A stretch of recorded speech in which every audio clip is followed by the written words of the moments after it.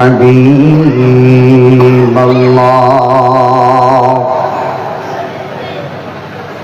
الصلاة والسلام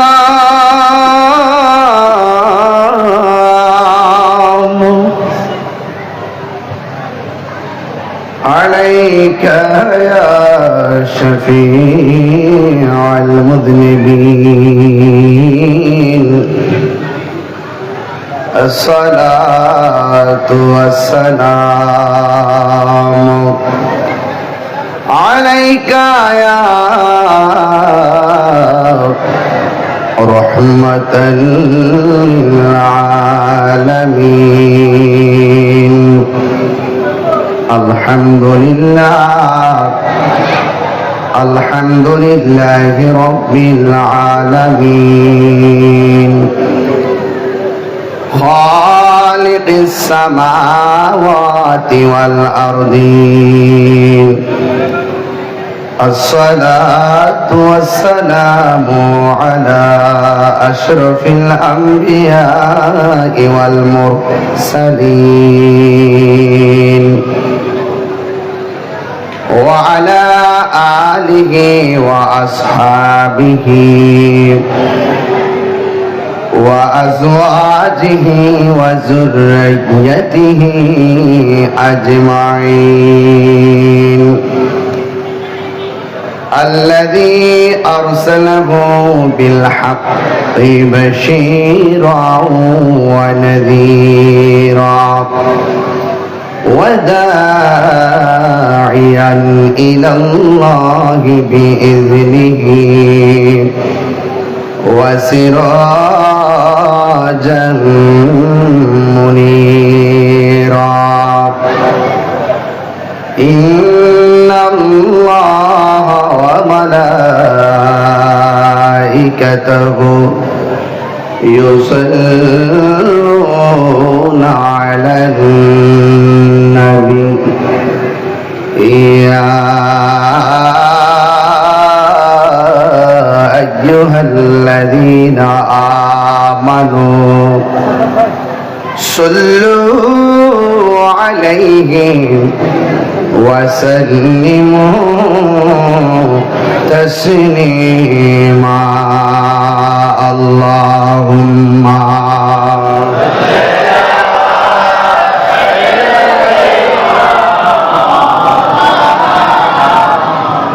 وعلى آل سيدنا দরদ মাখা কণ্ঠে পড়ি আল্লাহুম্মা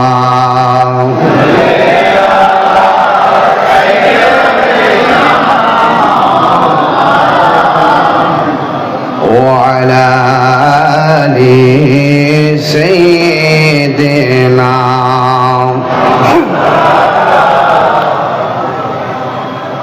तेरी नस्ल पाक में गे बाचा बाचा नूर का तू है आईने नूर तेरा सब घराना नूर का. अल्लाहुम्मा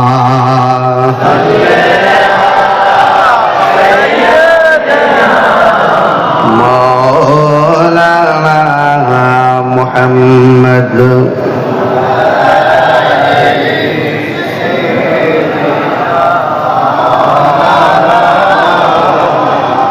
मुअज्जज़ व मुकर्रम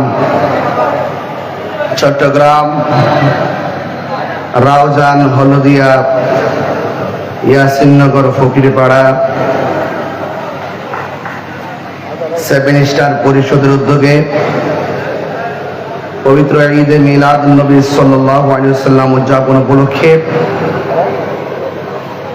আব্দুর রশিদ গদা মৌলভী জামে মসজিদ প্রাঙ্গণে অনুষ্ঠিত মিলাদ মাহফিলের সম্মানিত উদ্বোধক চট্টগ্রাম সরকারি কলেজের রসায়ন বিভাগের সাবেক বিভাগীয় প্রধান বিশিষ্ট শিক্ষাবিদ, লেখক ও গবেষক প্রফেসর ডক্টর নূর আকবর হোসেন সাহেব, সভাপতি দরবারের বেতাগে আস্তানা শরীফের সাজাদানশীন পীর তরিকত হযরত আল্লাহ মাওলানা গোলামুর রহমান আশরাফ শাহ মাদ্দাজিল্লাহুল আলী রাঙ্গুনিয়া, আজকের মাহফিলে সম্মানিত প্রধান বক্তা যিনি বাদ এশাই আপনাদের মাঝে আলোচনা রাখবেন, উরকিরচর মোহাম্মদিয়া গাউসিয়া সুন্নি আলিম মাদ্রাসা সম্মানিত অধ্যক্ষ, আন্তর্জাতিক খ্যাতি সম্পন্ন আল্লামা আলহাজ হাসান রাজা আল কাদরি হুজুর মুতাজিল্লাহুল আলী। বক্তব্য রেখেছেন হযরত আল্লাহ মাওলানা বাহাউদ্দিন মোহাম্মদ ওমর সাহেব। বিশেষ অতিথি হিসেবে আছেন জনাব ইকবাল হাসান সাহেব, general manager QC group Chittagong. উপস্থিত আছেন আলহাজ মাওলানা Golam Mostafa Shayesta Khan Al Azhari, advocate S M Rajaul Karim Baba সাহেব, ডাক্তার মোহাম্মদ শহীদুল ইসলাম সাহেব, ডাক্তার মোহাম্মদ সাইফুল ইসলাম সাহেব মাহফিল সঞ্চালনায়, অত্র মসজিদের সম্মানিত খতিব আল্লামা ইকবাল হোসেন আল কাদরি হুজুর। আজকের মাহফিলটি বাস্তবায়ন করেছেন ইয়াসিননগর 7 স্টার পরিষদ। সার্বিক সহযোগিতায় গ্রামবাসী, এলাকাবাসী, প্রবাসী সহ যারা এই মাহফিলে নেপথ্যে খেদমত করেছেন সকলকে ধন্যবাদ জানিয়ে মহান রবের শুকরিয়া আদায় করছি। পড়ুন আলহামদুলিল্লাহ। লাখ কোটি দরুদ ও সালাম ওই নবীর নূরানি কদম মোবারকে যিনি হায়াতুন নবী, নূর নবী, গায়েবের খবর দেনেওয়ালা হুজুর পুর নূর সাল্লাল্লাহু আলাইহি ওয়াসাল্লামের উম্মত হিসেবে আল্লাহ পাক আমাদের সকলকে কবুল করেছেন। এই জন্য শুকরিয়া তান আবারও পড়ি আলহামদুলিল্লাহ।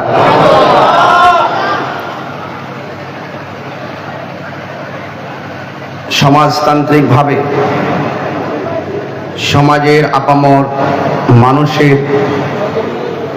মানসিকতার প্রয়োজনে কিছু কথা বলার চেষ্টা করব, যে কথাগুলো আমাদের ব্যক্তি জীবনে, পারিবারিক জীবনে যেন বাস্তবায়ন করতে পারি।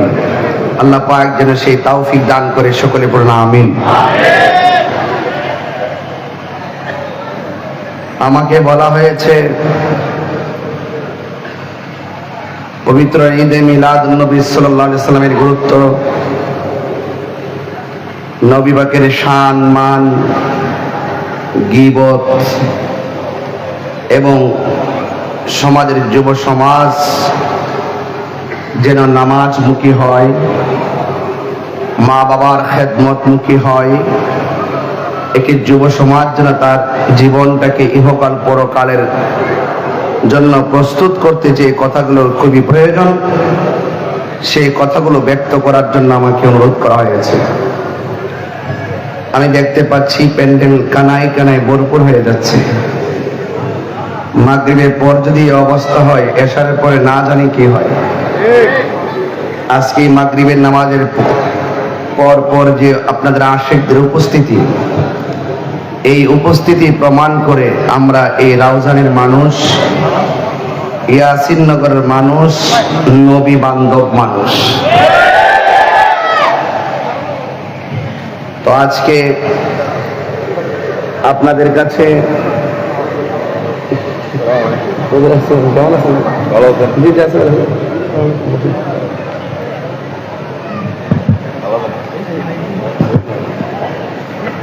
যাক আলহামদুলিল্লাহ। এদিকে এসে আলহামদুলিল্লাহ, আমাদের আজকের মাহফিলে সম্মানিত আকাবির বৃন্দ, পীর মাশায়েখ বৃন্দ, নেতৃবৃন্দ একের পর এক স্টেজকে অলঙ্কৃত করেছেন। সকলে বলে আলহামদুলিল্লাহ।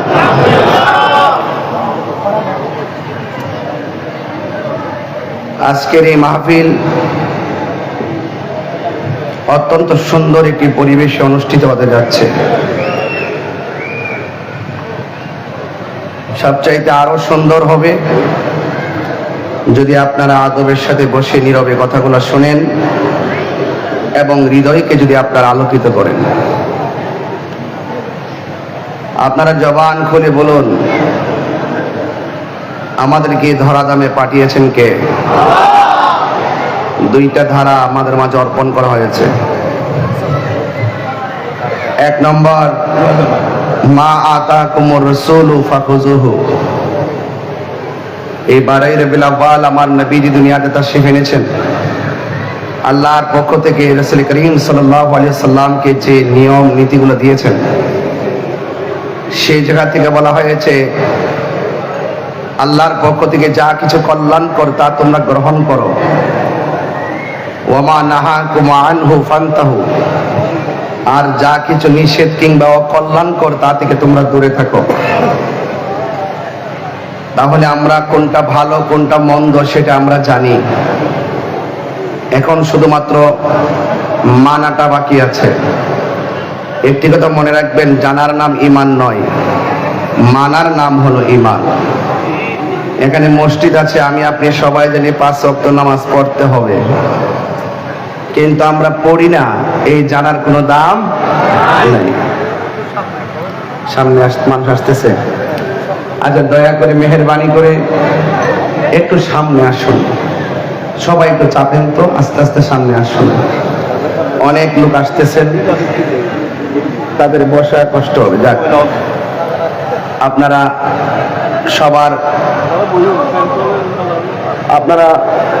সবাই আদবের সাথে আরেক ভাইকে জায়গা করে দেন, এটা সুন্দর হবে। আমার ভাইয়েরা, আজকের এই মাহফিল আমি অনেক কষ্টের সাথে এই মাহফিলটা এন্ট্রি করেছি। চট্টগ্রামে আসলে আমি কখনো ডাবল মাহফিল দেই না, কারণ তাদের আগ্রহ অনেক বেশি। আমিও দূর থেকে পরিশ্রম করে আসি। আজকে এখান থেকে আমি চলে যাব বহদ্দার হাট, তো সেই জন্য সময়টা খুব হিসাবের। এবার বলুন, আমরা নামাজ চাই কি চাই না? একটু বড় করে বলতে হবে, চাই কি চাই না? আমাদের পুরুষদের জন্য সবচাইতে উত্তম জায়গা হলো মসজিদ। উত্তম জায়গা কি? মসজিদ। এই মসজিদ উত্তম জায়গা। একমাত্র এই নামাজটা আপনাকে অশ্লীল এবং মন্দ কাজ থেকে বিরত রাখবে। ইন্নাস সালাতা তানহা আনিল ফাহশাই ওয়াল মুনকার। নিশ্চয়ই নামাজ মানুষকে অশ্লীল এবং খারাপ কাজ থেকে দূরে রাখে, অশ্লীল এবং খারাপ কাজ থেকে বিরত রাখে। আজকে যে মাগরিবের নামাজটা গেল, কয়জন নামাজটা আদায় করেছেন? এই জন্য আপনাদের খেদমতে আমার আরজ, আল্লাহ রাব্বুল আলামিন এই পৃথিবীতে আমাদেরকে টেন্ডারবাজি করার জন্য পাঠাই নাই, রাহাজানি করার জন্য পাঠাই নাই, সন্ত্রাসী করার জন্য পাঠাই নাই। আল্লাহ পাক পাঠাইছেন ওয়ামা খালাকতুল জিন্না ওয়াল ইনসা ইল্লা লিয়াবুদুন। আল্লাহ আপনাকে আমাকে পাঠিয়েছেন একমাত্র আমার আল্লাহর গোলামি করার জন্য। কথা বলেন ঠিক কিনা? লিয়াবুদুন আই লিয়ারিফুন। আল্লাহকে জানতে হবে, চিনতে হবে, ধরতে হবে। এই জন্য নামাজ পড়বেন, ওয়ায়াতাফাক্কারুনা ফি খালকিস সামাওয়াতি ওয়াল আরদ। আসমান এবং জমিনে যা কিছু আছে তা নিয়ে আপনাকে গবেষণা করতে হবে। এই সৃষ্টির পেছনে একজনের হাত। জবান খুলে কোন তিনি কে? সন্দেহ, আরো বড় করে সন্দেহ নেই। এই জন্য আল্লাহ রাব্বুল আলামিন বলছেন আল্লাযী খালাকাকা ফাসাওয়াকা ফাআদালাক। এই পৃথিবীটাকে আমি আল্লাহ সুন্দর করে সন্নিবেশিতভাবে সাজিয়েছি। এত সুন্দর পৃথিবী, এত সুন্দর জমিন, এত সুন্দর আসমান, এত সুন্দর বডি, এত সুন্দর সুযোগ পেয়েছি। এরপর আল্লাহ বলতেছেন ইয়া আইয়ুহাল ইনসানু মা গাররাকা বিরাব্বিকাল কারীম। হে মানুষ, তোমাকে আমি আল্লাহ থেকে কিসে ধোঁকা দিয়ে দূরে ছড়িয়ে রাখলো? এত কিছু তোমাকে আমি দিলাম, এত কিছু আমি তোমাকে দান করেছি, এরপরও কিসে তোমাকে আমি আল্লাহ থেকে দূরে সরাইয়ে রাখলো? তুমি তো জানো না ফি আইয়ি সূরাতিন মা শাআ রাক্কাবাক, আমি আল্লাহ নিজে মায়া করে তোমার চেহারাটাকে বানিয়েছি। আমার ভাইরা, এই জন্য আল্লাহ পাক আমাদেরকে দুইটা রাস্তা দেখিয়েছেন। এই রাস্তা গেলে জাহান্নামী, ওই রাস্তা গেলে জান্নাতি। আমরা কি জাহান্নামের পথ চাই নাকি জান্নাতের পথ চাই? জান্নাতের পথ চাইতে গেলে আমলের দরকার আছে না নাই? এই আমলটাতে দাঁড়াইবার আগে ঈমানটা তাজা করা দরকার আছে কিনা? ওয়াবাশশিরিল্লাযিনা আমানু ওয়া আমিলুস সালিহাত আন্না লাহুম জান্নাতিন তাজরি মিন তাহতিহাল আনহার। চিৎকার করে বলেন সুবহানাল্লাহ। বলছে জান্নাতের শুভ সংবাদ তাদের জন্য যারা ঈমানদার। ঈমানদার ছাড়া এই পৃথিবীর মধ্যে যারা আছে সব ক্ষতিগ্রস্ত। ইন্নাল ইনসানা লাফি খুসর, নিশ্চয়ই মানুষ ক্ষতিগ্রস্ত। ইল্লাল্লাযীনা আমানু ওয়া আমিলুস সালিহাত, যারা ঈমান অর্জন করতে পারে নাই, যারা নেক আমল করতে পারে নাই, এরা ছাড়া যত মানুষ আছে যারা ঈমান এনেছে, নেক আমল করেছে, তারাই হলো সফল। আর এর বাহিরে যারা আছে তারা সব দিক দিয়ে ক্ষতিগ্রস্ত। চিৎকার মেরে বলেন আল্লাহু আকবার। তাহলে ভালো এবং মন্দ আমরা সহজেই বুঝি। এই মাহফিলে যদি নর্তকী আনা হতো, ডান্স করা হতো, এটা ছিল মন্দ কাজ। আর আজকে কোরআন সুন্নাহর আলোচনার মাঠ সাজানো হয়েছে, এটা অত্যন্ত ভালো কাজ। এই জন্য আল্লাহ পাক বলছেন মা আতাকুমুর রাসূলু ফাখুযুহু, আমি আল্লাহর পক্ষ থেকে যা কিছু তোমাদেরকে বলা হয়েছে করো, তা করতে হবে। যা বলছে করিও না, তা থেকে দূরে থাকতে হবে। এই ভালো এবং মন্দ দুইটা ঘাট যারা চিনবে, তারা কখনো শয়তানের দ্বারা ক্ষতিগ্রস্ত হবে না। কথা বলেন ঠিক কিনা? আজকে আমরা অনেক ক্ষতির সম্মুখীন হয়। আজকে হাঁটতে হাঁটতে আমাদের নিজের অস্তিত্বের জলাঞ্জলি দিয়ে ফেলি। আজকে কথা বলতে বলতে আমাদের নিজের ব্যক্তিত্বের বিসর্জন দিয়ে ফেলি। আজকে অবহেলা করে করে আমাদের মূল্যবান সময় নষ্ট করে ফেলি। এই জন্য আজকে খেলায় খেলায় আমাদের জীবনকে ধ্বংস করে দিচ্ছি। এর মধ্যে একটি হলো গীবত। গীবত সমাজের একটি ভয়ঙ্কর বেদির নাম। কথা বলেন ঠিক কিনা? আল গীবাতু আশাদ্দু মিনাজ জিনা, গীবত হলো জেনার চাইতে আরো কঠিন। আল ফিতনাতু আশাদ্দু মিনাল কাতল, ফিতনা হলো হত্যার চাইতে আরো জঘন্য। আর এই পৃথিবীর মধ্যে, সমাজের মধ্যে সব চাইতে ফিতনা ফাসাদ সৃষ্টি হচ্ছে, অশান্তি সৃষ্টি হচ্ছে একমাত্র মুনাফিকদের কারণে। কথা বলেন ঠিক কিনা? এই মুনাফিকরা উজান আছে না নাই? আরো বড় করে আছে না নাই? এরা দূরে না, আপনার পাশে বাস করে। আজকে গীবত করা, বহতান করা, পরনিন্দা করা, চুগলখড়ি করা, এরা এই সমাজে বেশি বিস্তার লাভ করে ফেলেছে। আপনি হয়তো জানেন না, গীবত করতে গেলে টাকা লাগে না। একজন আরেকজন গীবত করতে গেলে ওজন লাগে না। একজন আরেকজনে গীবত করতে গেলে ক্ষতিও হয় না, টাকার লস হয় না। হাসতে হাসতে গীবত করে, এর কথা ওখানে লাগায়, আরেক জায়গার কথা আরেক জায়গায় লাগায়, দুইজনের মধ্যে বিবাদ সৃষ্টি করে দেয় এই মুনাফিক নামের গীবতকারীরা। কথা বলেন ঠিক কিনা? আল্লাহ রাব্বুল আলামিন কোরআনে বলছেন ইন্নাল মুনাফিকিনা ফিদ দারকিল আসফালি মিনান নার, নিশ্চয়ই মুনাফিকরা জাহান্নামের সর্বনিম্ন স্তরে বাস করবে। মুনাফিকদের আলামত তিনটি। জোরে বলেন, মুনাফিকের আলামত কয়টি? যখন সে কথা বলবে তখন সে মিথ্যা বলবে। ইযা তুমিনা খানা, যখন তার কাছে আমানত রাখা হবে সে আমানত খেয়ানত করবে। ইজা তুমিনা খানা। আর এটা ইজা ওয়াদা আখলাফা, যখন সে ওয়াদা করবে ওয়াদার খেলাফ করবে। কথা বললে মিথ্যা বলবে এবং আমানত রাখলে আমানতের খেয়ানত করবে। এই তিনটা অভ্যাস যার মধ্যে পাওয়া যায় সে কখনো মুমিন হতে পারে না, সে মুনাফিক। কথা বলেন ঠিক কিনা? আবার সেই মুনাফিকদের নমুনা অনেক চমৎকার। এদের মুখের মধ্যে দাড়ি আছে, এরা আবার মাথার মধ্যে পাগড়ি পরে, এরা আবার মাথার মধ্যে টুপিও লাগায়, এরা আবার নামাজও পড়ে, এরা আবার রোজাও রাখে। এরা এসে বলবে যে আমরা আল্লাহকে ভালোবাসি, এরা এসে বলবে আমি নবীকে ভালোবাসি, দেখতে অনেক সুন্দর, কিন্তু এই মুনাফিকরা বড় ছদ্মবেশী হয়। এদের মুখের কথা যতই মিষ্টি, অন্তরের খবর বেশি ভালো না। এই মুনাফিকদের কারণে সমাজের সবচাইতে বেশি অধপতন, এই মুনাফিকদের কারণে ইসলামের সবচাইতে বেশি ক্ষতি হয়েছে। এখনো বিশ্বের মধ্যে মুনাফিক আছে না নাই? আজকে বর্বর ইসরায়েল জাতি ফিলিস্তিন মুসলমানদেরকে মারতে মারতে আঘাত করতে করতে কুণ্ঠাসা করে ফেলেছে, আর ক্ষমতাধর মুসলমান রাষ্ট্রগুলো নীরবে নীরবে গ্যালারিতে বসে বসে ডলার খেয়ে ওই সাম্রাজ্যবাদীদেরকে খুশি করছে। কথা বলেন ঠিক কিনা?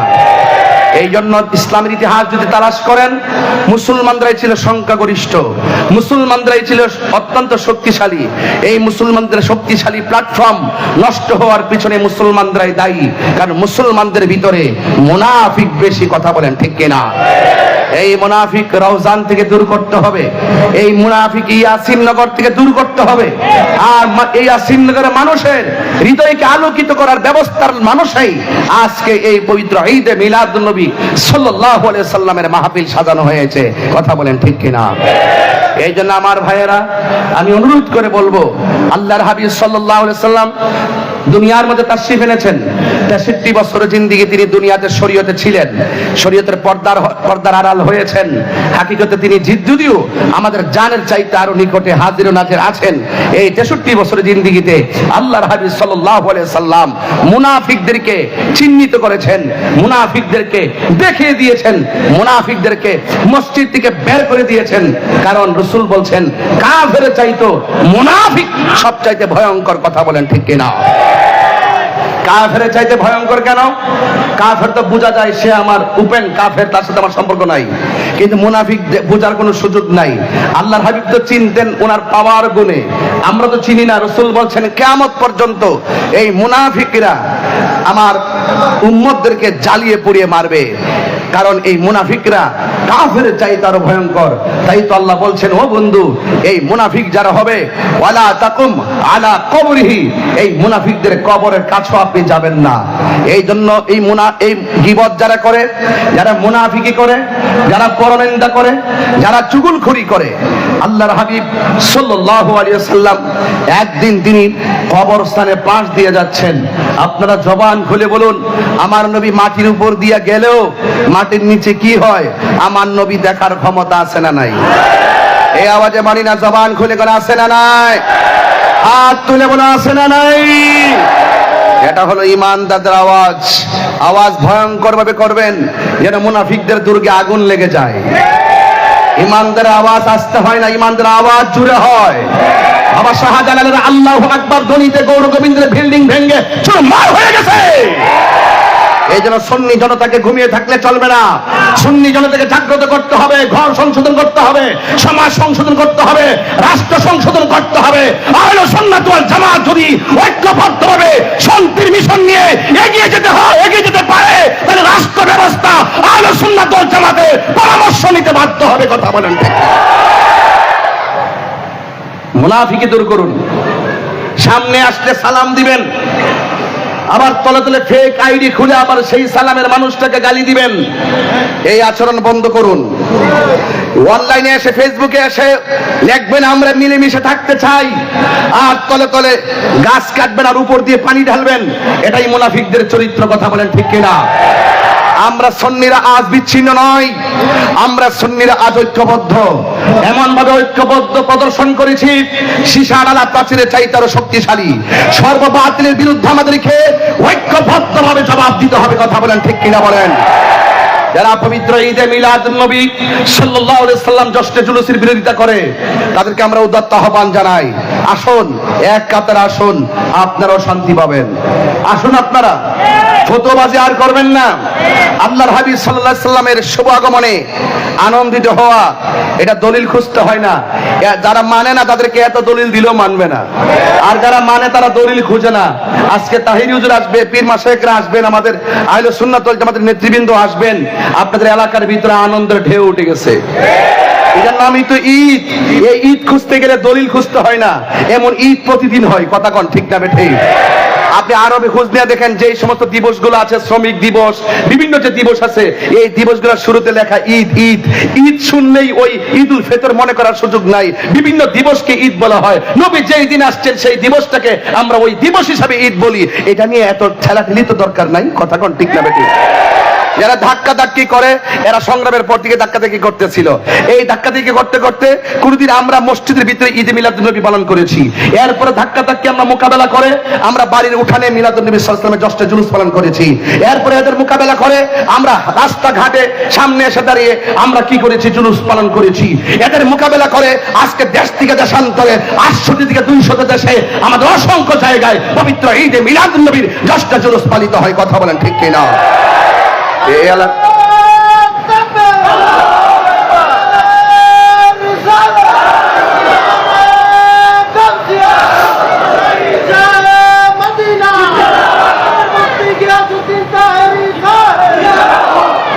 আমার ভাইরা, তাইলে ওই সমস্ত সর্ববাতিলের বিরুদ্ধে যদি মোকাবেলা করতে হয় আগামী সংশোধন হতে হবে। ওই সমস্ত সর্ববাতিলের বিরুদ্ধে যদি মোকাবেলা করতে হয় আগে আমাদের পরিবারকে সংশোধন করতে হবে।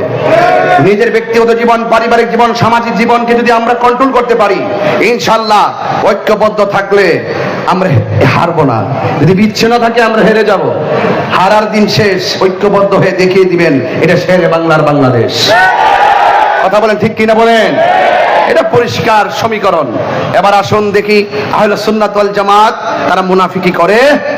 আর যারা মুনাফিকি করে, যারা মুনাফিকি করে এই বাংলাদেশে তারাই এখন সাধু বেশে রাজ করতেছে। এদের মুখে ইসলাম আছে কিন্তু অন্তরে ইসলাম নাই। অন্তরে কি নাই? ইসলাম নাই। তাই আল্লাহর হাবিব সাল্লাল্লাহু আলাইহি সাল্লাম তিনি মাটির উপরে থাকলেও ভিতরে দেখার ক্ষমতা আছে না নাই? আল্লাহর হাবিব সাল্লাল্লাহু তাআলা আলাইহি ওয়াসাল্লাম তিনি রাস্তা দিয়ে যাচ্ছে, গোরস্থানের মধ্যে যাওয়ার পরে তিনি দেখতেছেন গোরস্থানের ভিতরে দুইটা কবরের ভিতরে আযাব হইতেছে। আপনারা জবান খুলে বলেন নবী দেখার ক্ষমতা আছে না না? আল্লাহর হাবিব কবরস্থানের পাশ দিয়ে যাচ্ছে, দুইটা কবরের ভিতরে আযাব হচ্ছে। আমার নবী সুন্দর করে দাঁড়িয়ে গেছে। আমার নবী, আপনার নবী রাহমাতুল লিল আলামিন ডাক দিয়ে কয়, সাহাবীরা তোমরা দুইটা খেজুরের ডাল নিয়ে আসো। আল্লাহর হাবিব দুইটা খেজুরের ডাল এনে দুইটা কবরের মধ্যে নামিয়ে লাগিয়ে দিয়েছেন। আর সাহাবাদেরকে ডাক দিয়ে কয়, সাহাবারা রে তোমরা জানোনি এই দুইটা কবরের হাকিকত কি? সাহাবায়ে কেরাম বলে, ইয়া রাসূলুল্লাহ হঠাৎ করে আপনি দাঁড়াইলেন আর দুইটা খেজুরের ডাল কেন কবরের মধ্যে নাক লাগিয়ে দিলেন? আল্লাহর হাবিব বলে, ও সাহাবায়ে কেরাম আমি নবী যদিও মাটির উপরে, আমি তাকায়া দেখতেছি দুইটা কবরের ভিতরে আযাব হইতেছে। দুইটা কবরে বেশি কারণে আযাব হয় না। একটা কারণ, একটা কবরে মানুষ প্রস্রাব করে পবিত্রতা অর্জন করত না, এই জন্য কবরের মধ্যে আযাব হচ্ছে। আর একটা কবরের মানুষটা চুগলখড়ি করত। আপনারা জবান খুলে বলেন এই চুগলখোর বর্তমান সমাজে আছে না না? সাউন্ড ঠিক করেন। এই চুগলখোর সমাজে বাস করে। এক জায়গার কথা আরেক জায়গায় লাগানো হয়। এখন আমি আপনাদেরকে প্রশ্ন করি, আমার নবী দেখতেছেন কবরে আযাব হচ্ছে, এটা হলো বর্তমান। আর আমার নবী দুইটা গাছের ডাল লাগিয়ে দিয়েছেন। আমার নবী বলেন যতদিন গাছ দুইটা কাঁচা থাকবে ততদিন পর্যন্ত কবরের আযাব হালকা হবে। আর দুনিয়ার ভিতরে তারা চলার সময় যে কাজগুলা করেছে, চুগলখড়ি করত আর প্রস্রাব করে পানি নিত না। এখন আওয়াজ করে বলেন অতীত বর্তমান ভবিষ্যতের খবর আমার নবী জানার ক্ষমতা আছে না না? আযাব চলতেছে বর্তমান, আযাব চলতেছে বর্তমান। কোন কারণে আযাব হচ্ছে সেটা অতীত। গাছ লাগিয়ে দিয়ে বলছে গাছ যতদিন পর্যন্ত কাঁচা থাকবে কবরের আযাব হবে না। তার মানে হলো অতীত, বর্তমান, ভবিষ্যতের খবর আমার নবীকে জানার ক্ষমতা দিয়েছেন কে? আল্লামাকা মা লাম তাকুন তা'লাম, যা আপনি জানতেন না ও বন্ধু। আর রহমান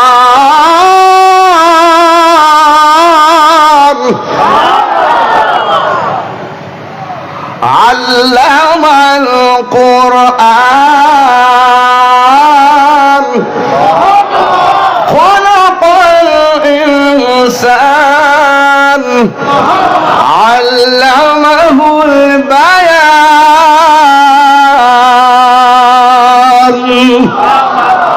রহমান কে? রহমান বলতেছে আল্লামাল কুরআন, যিনি শিক্ষা দিয়েছেন কোরআন। শুধু কোরআন শিক্ষা দেয় নাই, কোরআনের বয়ানও শিক্ষা দিয়েছেন। আল্লামাকুল বায়ান, আমার আল্লাহ আমার নবীকে কোরআনের বয়ান শিক্ষা দিয়েছেন। এই জন্য আমার নবী পবিত্র ঈদে মিলাদুন নবীতে রবিউল আউয়াল মাসে দুনিয়ার মধ্যে এসেছেন। আমার নবী কয় বুইস্তু মুআল্লিমান, আমি দুনিয়ার মধ্যে শিক্ষক হয়ে প্রেরিত হয়েছি। আমার শিক্ষক দুনিয়ার কেউ না। জবানটা খুলে বলুন আমার নবীজির শিক্ষক কে? আজকে যারা বলে নবী লিখতে জানতেন না, আছে কিনা বলেন? এমন লোক আছে না নাই? হ্যাঁ, যারা বলে নবী নাকি মূর্খ ছিল। নাউজুবিল্লাহ জোরে কর না কেন? এগুলো অতিরঞ্জন কথা, নবী পাকের শানের পরিপন্থী কথা। আল্লাহর হাবিব বলেন বুইস্তু মুআল্লিমান, আমি এই পৃথিবীতে শিক্ষক হয়ে প্রেরিত হয়েছি। আমার শিক্ষক পৃথিবীর কেউ না, আমার শিক্ষক হলো একজন রাউজানের মানুষ। জবানটা খুলে বলুন তিনি কে? এতে কোনো সন্দেহ আছে? এই জন্য আল্লাহর হাবিব বলতেছেন আমি দেখতেছি কবরের মধ্যে আযাব হচ্ছে। আমার নবী আপনার নবী শুধুমাত্র জাহিরি বাতিনি নয়, এমন কোন অনুবীক্ষণ, এমন কোন ধুলা কণা বাকি নাই যেটা সম্পর্কে আমার নবী জানতেন না। আমার আল্লাহ বলেন ওয়ালা রাতবি ওয়ালা ইয়াবিসিন ইল্লা ফি কিতাবিম মুবিন। আল্লাহ রাব্বুল আলামিন বলেন আমি যেই কোরআনটা নবীরে শিক্ষা দিয়েছি, এই কোরআনের সূক্ষ্ম একটা কণা পর্যন্ত বাকি নাই। আমি এখানে উল্লেখ করি নাই। সব এলেম আমি আল্লাহ আমার বন্ধু নবীর সিনার মধ্যে ঢেলে দিয়েছি। আল্লাহ প্রদত্ত ক্ষমতা বলে নবী হাজির ও নাজির। আল্লাহ প্রদত্ত ক্ষমতা বলে আমার নবী গায়েবের খবর দেনেওয়া। এই কথাগুলো উনারা অতিরঞ্জন করে আমাদের এই জিনিসটা উপস্থাপন করে। উনারা মানুষকে বোঝাতে চায় আমরা নাকি বলি নবী নিজে নিজেই জানে। ওনারা বোঝাতে চাই যে আমরা নাকি বলি নবী নিজে নিজেই জানে। না, এই কথা আমরা বলি না। আমরা বলি আল্লাহ প্রদত্ত ক্ষমতা বলে আল্লাহর হাবিব সব জানতেন। এখানেই হলো পার্থক্য। আমরা করি মাজার জিয়ারত, আর ওরা পাবলিকের বোঝায় আমরা মাজার সেজদা করি, পূজা করি। এইভাবে ওরা আমাদের এগেইনস্টে সবসময় একটা অপপ্রচার লিপ্ত ছিল। এই অপপ্রচারে তারা খুব অ্যাডভান্স। এই অপপ্রচারে তারা 1 নম্বর। এরা গুজব রটানোর জন্য 1 নম্বর। এরা গুজব রটানো, মানুষকে ধান্দা লাগানো, মানুষদেরকে মিসগাইড করা হলো তাদের অভ্যাস। এগুলা মুনাফিকি আচরণ, এগুলা দ্বিচারিতা, এগুলা মুনাফিকি। জাতির সঙ্গে মুনাফিকি করা যাবে না। আল্লাহর হাবিব বলেন আমি যখন মেরাজে গেলাম, মেরাজে গিয়ে দেখলাম একদল মানুষের হাতের নখগুলো আর স্বাভাবিক নখ নেই। এই নখগুলো হলো পিতলের নখ। কিসের নখ? এই নখগুলো হলো পিতলের নখ। এই বড় বড় নখ দিয়ে তাদের মুখের তাদের যে চেহারা, চেহারার গোশত এভাবে টেনে টেনে ছিটতেছেন, আর তারা নিজের মুখের গোশত নিজেই ভক্ষণ করতেছেন।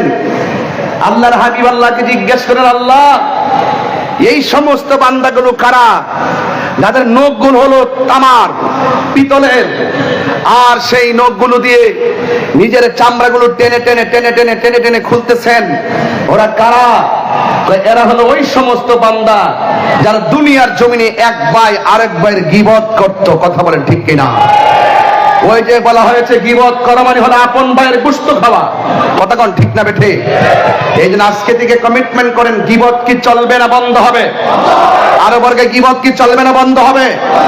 যদি কেউ কোনো দোষ করে সরাসরি বলেন, কিন্তু তার পিছনে গিয়ে আপনি অযথা বাড়িয়ে বাড়িয়ে বলে বলে নিজের মন থেকে বলে বলে গীবত করবেন না, সাবধান করে দেওয়া হলো।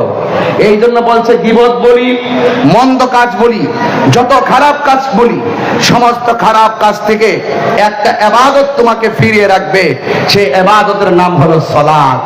চিৎকার মেরে বলেন সুবহানাল্লাহ। এই নামাজ আমরা চাই কি চাই না? আমার নবী দুনিয়াতে এসেছেন, এসে বলেছেন কি, তোমরা নামাজ পড়ো। কি পড়ো? নামাজ পড়ো। এই নামাজের মাধ্যমে মানুষের আত্মা শুদ্ধ হয়, নামাজের মাধ্যমে মানুষের দিল নরম হয়। যারা 5 ওয়াক্ত নামাজ পড়ে তারা হয় আল্লাহর বান্দা। আর 5 ওয়াক্ত নামাজের পাশাপাশি যারা বেশি বেশি নফল ইবাদত করে, এরা আর বান্দা থাকে না, এরা আল্লাহর বন্ধু হয়ে যায়। এরা আল্লাহর কি হয়ে যায়? তো বন্ধু হইতে চাই কি চাই না? তো গাঁজা খাইলে কি বন্ধু হওয়া যাবে? বাবা খাইলে কি বন্ধু হওয়া যাবে? ফেঞ্চি খাইলে কি বন্ধু হওয়া যাবে? বন্ধু হতে গেলে জবানকে পবিত্র রাখতে হবে। জবানকে কি রাখতে হবে? পবিত্র রাখতে হবে। যার জবান হেফাজত, যার লজ্জাস্থান হেফাজত, এই বান্দা আর বান্দা থাকে না। আল্লাহ পাকের হাবিব বলেন তারা আল্লাহর মাহবুব বান্দা হয়ে যায়। আরো বড় করে বলেন সুবহানাল্লাহ। এজন্য আল্লাহ পাক বলেন ওয়াকুলিল মুমিনিনা ইয়াকুদ্দু মিন আবসারিহিম ওয়া ইয়াহফাজনা ফুরুজাহুম। আল্লাহ রাব্বুল আলামিন কোরআনে বলছেন, হে বন্ধু আপনি বলে দিন, মুমিনদেরকে বলে দিন, তারা যারা চোখের হেফাজত করে, তারা যারা লজ্জাস্থানের হেফাজত করে। আরেক জায়গায় বলা হচ্ছে ওয়াকুলিল মুমিনাতি ইয়াকুদ্দুনা মিন আবসারিহিন্না ওয়া ইয়াহফাজনা ফুরুজাহুন্না। আল্লাহ রাব্বুল আলামিন আরেক জায়গায় বলছেন, কি বলছেন? হে বন্ধু আপনি বলে দিন, মুমিন নারীদেরকে বলে দিন, তারা যারা চোখের হেফাজত করে, নিজের সতীত্বকে রক্ষা করে, যদি এই দুইটা জিনিসের যত্ন করতে পারে, এই দুইটা বিষয়ের ব্যাপারে যদি সচেতন থাকতে পারে, তার নামাজ, তার রোজা আল্লাহর কাছে ওই 70 গুণ হয়ে দাঁড়িয়ে যাবে, আর সেই বান্দা আল্লাহর প্রিয়তম বান্দা হয়ে যাবে। বলেন সুবহানাল্লাহ। এই জন্য যুবক ভাইয়েরা আমার, আল্লাহ রাব্বুল আলামিন কোরআনের মধ্যে বলে দিয়েছেন, ইন্নাস সালাতা তানহা আনিল ফাহশাই ওয়াল মুনকার। নিশ্চয়ই নামাজ মানুষদেরকে অশ্লীল এবং খারাপ কাজ থেকে বিরত রাখে। আমার নবী, আপনার নবী বলতেছেন, যারা নামাজে দাঁড়াইবার আগে ওযু করে, ওযু করার আগে যারা বিসমিল্লাহ পড়ে, যেই মাত্র বিসমিল্লাহ পড়ে ওযু শুরু করবে, বিসমিল্লাহ বলার কারণে ওযু শেষ হওয়ার আগ পর্যন্ত আল্লাহ রাব্বুল আলামিন তার ওযুকারী বান্দার উপরে, আল্লাহ রাব্বুল আলামিনের কাছে ফেরেশতারা গুনাহ মাফ চাইতে থাকে। যখন সে ওযু করার পর, ওযু করার জন্য হাতটা ধৌত করে, বিসমিল্লাহ বলে যখন ওযু করার সময় হাতটা ধৌত করে, ওই সময় আমার আল্লাহ রাব্বুল আলামিনের হাবিব বলেন, যখন হাতটা ধৌত করে, এই হাত দিয়া যত গুনাহ করেছে আল্লাহ রাব্বুল আলামিন ওযুর পানির সঙ্গে তারা হাতের গুনাহগুলো মাটির মধ্যে জড়াইয়া ফেলাই দেয়। আল্লাহু আকবার। হ্যাঁ আমার যুবক ভাইয়েরা, এরপরে যারা গড়গড়া কুলি করে, আল্লাহর হাবিব সাল্লাল্লাহু আলাইহি ওয়াসাল্লাম ডাক দিয়া কই, উম্মত হে আমার, যখন তোমরা বিসমিল্লাহ বলে ওযু করে মুখের মধ্যে গড়গড়া করে পানি দাও, আর গড়গড়া করে যখন ওযুর পানিটা বাহিরে ছাড়ো, তখন ওই ওযুর পানির সঙ্গে আল্লাহ রাব্বুল আলামিন মুখের গুনাহগুলো মাটিতে ফেলে দেয়। মুখমণ্ডল যখন ধৌত করা হয়, চোখের মধ্যে অনেক অন্যায় আছে, এই ওযুর পানি যখন চোখের মধ্যে লাগবে, আল্লাহ রাব্বুল আলামিন ওযুর পানির চোখের মধ্যে ওযুর পানি লাগার কারণে আল্লাহ রাব্বুল আলামিন চোখের গুনাহগুলো মাটির মধ্যে জড়িয়ে ফেলে দেয়। বলতে বলতে আমার নবী সব বললেন, শেষ বেলায় বলেন, ও উম্মত, উম্মতি রে, তোমরা যখন ওযু শেষ কইরা আসমানের দিকে তাকাইয়া, সুবহানাল্লাহ বলেন কেন? কোন দিকে তাকাইয়া? ওযু শেষ করে আসমানের দিকে তাকাইয়া যখন কালিমায়ে শাহাদা পড়বে, আল্লাহ রাব্বুল আলামিন তোমার জন্য 8টা জান্নাতের দরজা খুলে দিবে। কত নিয়ামত আল্লাহ দান করেছেন। আর যেই দরজাগুলা খুলে দিবে, সে যেই দরজা দিয়ে মনে চায় সেই দরজা দিয়ে জান্নাতে ঢুকতে পারে। এই জন্য যুবক, নামাজ দাঁড়াইবার আগে ওযু সুন্দর করে করতে হবে। এবার আমার নবী, আপনার নবী বলেন, আমার বান্দা যখন ফরজ নামাজের পাশাপাশি নফল ইবাদত করবে, ওই নফল ইবাদতের মাধ্যমে এই বান্দাটা আল্লাহর মাহবুব বান্দা হয়ে যাবে। নবী যখন মেরাজে গেল, যাওয়ার পরে আমার আল্লাহ নবীকে নিতে নিতে এমন একটা জায়গায় নিছে, যেই জায়গার মধ্যে পৃথিবীর কোন নবী যাইতে পারে নাই। কোন নবী যাইতে, সাউন্ড একটু উঠাই দেন আপনারা। আপনাদের চিটাগাং আসলে আমার মাইকে ওয়াজ করতে সমস্যা হয়, আমি তো ওয়াজ করতে আসছি। টাইট করে রাখেন, সাউন্ডটা পাতলা করেন।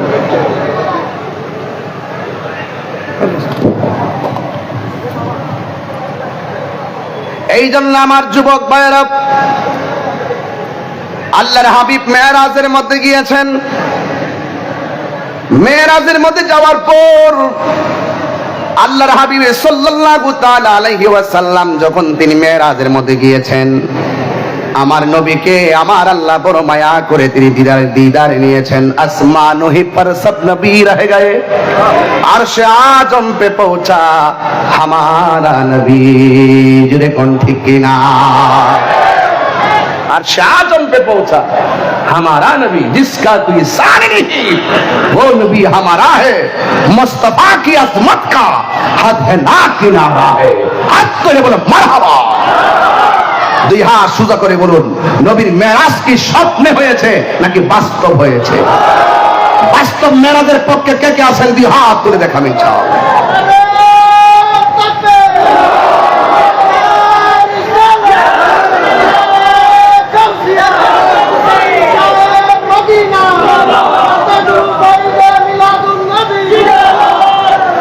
আলহামদুলিল্লাহ বলেন। আমরা সেই নবীর উম্মত, যেই নবী আমার আল্লাহকে চোখে চর্ম চক্ষু মুবারকে দেখেছেন, ঠিক কিনা? এই জন্য আমার যুবক ভাইয়েরা, আমার বন্ধুগণ, এবার আমার নবীকে আমার আল্লাহ যখন মেরাজের মধ্যে নিয়েছেন, যাইতে যাইতে আমার আল্লাহ রাব্বুল আলামিন হাবিব এমন একটা জায়গায় গেলেন, যেই জায়গার মধ্যে কোন নবী যেতে পারে নাই রে বাবা। ওই জায়গার মধ্যে আমার নবীর শরীর মুবারকে গিয়েছেন। আল্লাহর হাবিব সেই জায়গায় যাওয়ার পরে নবীজিকে এত সুন্দর জায়গা দেখানো হয়েছে, সেই জায়গা দেখে আমার নবী আনন্দিত হতে পারেন নাই। আমার নবী চোখের পানি মুবারক ছেড়ে ছেড়ে কান্না শুরু করলেন। আপনারা জবান খুলে বলেন, আমার নবী কেঁদেছেন, আমরা নবীর জন্য ভালোবাসায় কাঁদতে চাই কি চাই না? আল্লাহর হাবিবকে যখন মেরাজে নিয়ে গেল, এমন একটা জায়গায় গেছে গো, যেখানে যাওয়ার পরে নবী চোখের পানি ফেলে কান্না করার পর আমার আল্লাহ ডাক দিয়েছে, বন্ধু হে, আপনি এই জায়গার মধ্যে এসেছেন, এত সুন্দর জায়গা আপনাকে দেখাইলাম, এই জায়গাতে এসে আপনি কেন চোখের পানি ফেলে কান্না করেন? আজকে তো কান্নার দিন না, আজকে তো হলো আনন্দের দিন গো নবী, আজকে তো কান্নার দিন না। কোন নবীকে আমি আল্লাহ এত উপরে আনি নাই গো নবী, এত সুন্দর জায়গায় আনছি আপনাকে দেখাইবার জন্য, আপনি কেন চোখের পানি ফেলে কান্না করতেছেন? আল্লাহর হাবিব ডাক দিয়া কয়, ও আল্লাহ, ও রাউজানের বাবা, জবানটা খুলে বলেন আল্লাহ। আল্লাহ নবীজিকে সান্ত্বনা দেওয়ার জন্য দ্বিতীয় আর একটা সুন্দর জায়গায় নিয়েছেন। সেখানে যাওয়ার পরে নবী চোখের পানি ফেলে কান্না করেন। ওই জায়গা থেকে আমার নবীকে তৃতীয় আরেকটা জায়গায় নিয়ে গেলেন। সেখানেও নবী উম্মতের জন্য সেখানেও নবী কান্না করেন। আল্লাহর হাবিব সাল্লাল্লাহু আলাইহি সাল্লামকে আর একটা জায়গায় নিয়ে গেছে। সেই জায়গায় গিয়েও নবী চোখের পানি ফেলে কান্না করেন। একটা নয়, দুইটা নয়, তিনটা নয়, চারটা নয়, আমার নবীকে আমার আল্লাহ 17টা জায়গায় ঘুরে দেখাইলেন। সব জায়গায় গিয়ে আমার নবী উম্মতের জন্যই কান্না করলেন। আল্লাহ ডাক দিয়ে কি, বন্ধু এত সুন্দর জায়গা আপনাকে দেখালাম, কিন্তু আপনি চোখের পানি ফেলে কান্না কেন করলেন? আমার নবী, আপনার নবী বলেন, আল্লাহ এত সুন্দর জায়গা আমি এসেছি, এই জায়গা আদম নবী দেখে নাই, ঈসা রূহুল্লাহ দেখে নাই, আমাকে আপনি দেখাচ্ছেন ভালো কথা, কিন্তু এই সুন্দর জায়গা আমি নবী নিজের চক্ষু মুবারকে দেখেছি, কিন্তু আমার গুনাহগার উম্মত তো দেখে নাই। হায়রে ও রাউজানের বাবা, কেন আল্লামা গোলামুর রহমান আশরাফ শাহ হুজুর কেন নবী নবী করে? আমি তাহিরি কেন নবী নবী করি গো? আজকে রাউজানের মানুষ কেন নবীর জন্য পাগল? একটা মাত্র কারণের বাবা, নবী দুনিয়াতে এই রবিউল আউয়াল মাসে আইসে সেজদা দিয়া উম্মতের জন্য কেঁদেছেন। আমার নবীজি পাথর আঘাত খাইয়া নবী উম্মতের জন্য কেঁদেছেন। তাইফের জমিনে আমার নবীর এমন ভাবে যুবকরা পাথর মারছে, আমি নিজের চোখে যাইয়া সেই পাথরটা দেখে এসেছি। যেই পাথরটা রক্ত মুবারক, আমার নবীর পিঠ মুবারকে রক্ত মুবারক এমন ভাবে ঝরেছে, আমার নবী যে পাথরের মধ্যে ধাক্কা দিয়ে হেলান দিয়া পড়ছে, ওই পাথরের মধ্যে এখনো আমার নবী রক্ত মুবারক লেগে আছে। সবাই মোবাইল দিয়া ভিডিও করে, আমি ভিডিও করি না, আমি সবার পায়ের নিচ দিয়া যাইয়া আমার জিহ্বা দিয়া পাথরটার মধ্যে চাটতে শুরু করলাম। আমার নবীর এত সুন্দর রক্ত মুবারকটা লেগে আছে রে। যুবক ভাইরা, আমার নবী এত কষ্ট করলো, সেখানেও নবী উম্মতের স্লোগান দিলেন। উহুদের জমিনে দন্ত মুবারক ভাঙলো, সেই জায়গায় তো নবী উম্মতের স্লোগান দিলেন। আমার নবী হেলমেট মুবারক ভাঙ্গা দুইটা করা উহুদের জমিনে মাথা মুবারকে ঢুকে গেল, সেখানে নবী উম্মতের জন্য স্লোগান দিলেন। আমার নবী মক্কা থেকে মদিনায় যাবে, সেখানে নবী উম্মতের জন্য স্লোগান দিলেন। হেরা গুহার মধ্যে দেন করেছেন, সেখানে নবী উম্মতের জন্য তিনি স্লোগান দিলেন। শুধুমাত্র তাই নয়, দুনিয়া থেকে বিদায় হওয়ার সময়ও নবী উম্মতের জন্যই কেঁদেছেন। এখনো রওজা মুবারকে নবী উম্মতের জন্যই কাঁদতেছেন। আমার নবী মেরাজে যাবে, আনন্দের খবর, সেখানেও নবী উম্মতের জন্যই কাঁদেন। অর্থাৎ আমার নবী সব সময় বলছে, রব্বি হাবলি ইয়া উম্মতি, আল্লাহ আমি কিচ্ছু চাই না, আমার উম্মত শুধুমাত্র আমাকে দিয়ে দাও।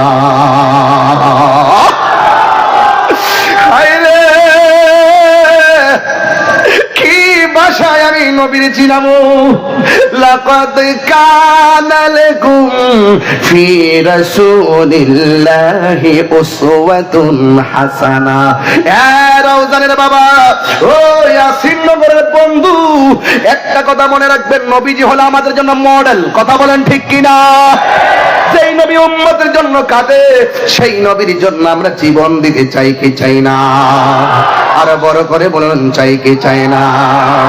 খেয়ে না খেয়ে দিনী প্রচারের কাজে নিজেকে দিয়াছো বিলিয়ে, তায়েফের কাফেরেরা চিনল না আলো, দুষ্ট ছেলেদের পিছু দিল লেলিয়ে, পাথরের আঘাতে ক্ষত বিক্ষত হয়ে সারা শরীর থেকে রক্ত ঝরে।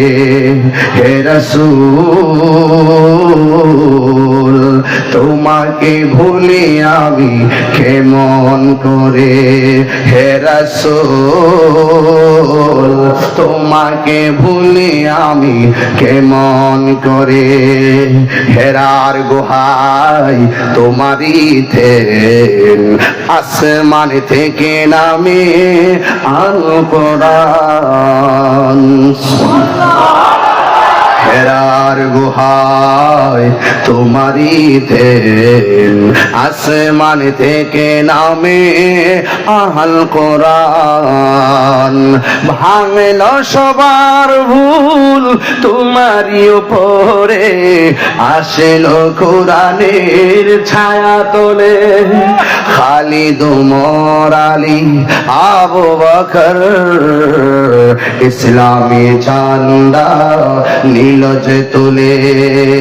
আল আমিন তুমি ছিলে চিরদিন সকল মানুষের তরে। হে রাসূল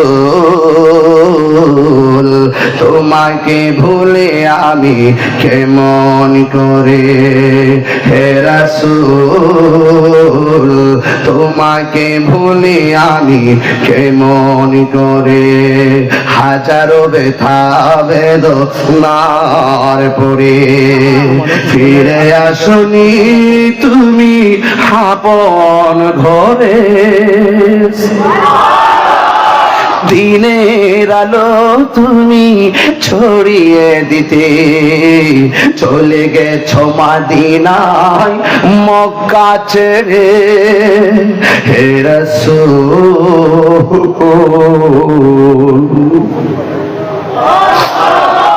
তোমাকে ভুলে আমি কেমন করে, হে রাসূল তোমাকে ভুলে আমি কেমন করে।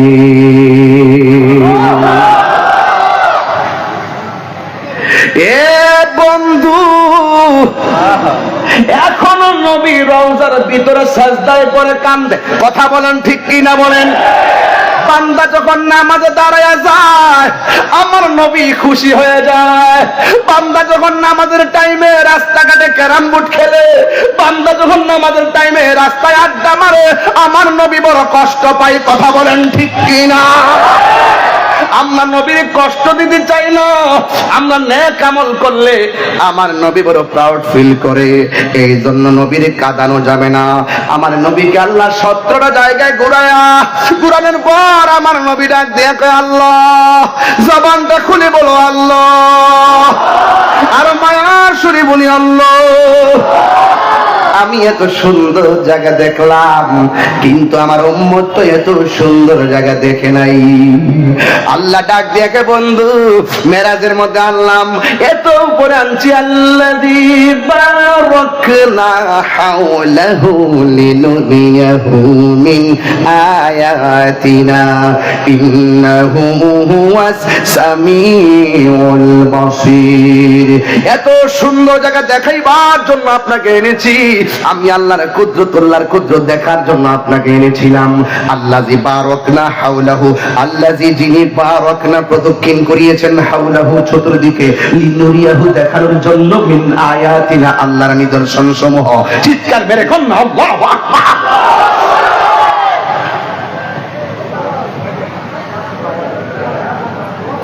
সময় বড় অল্প,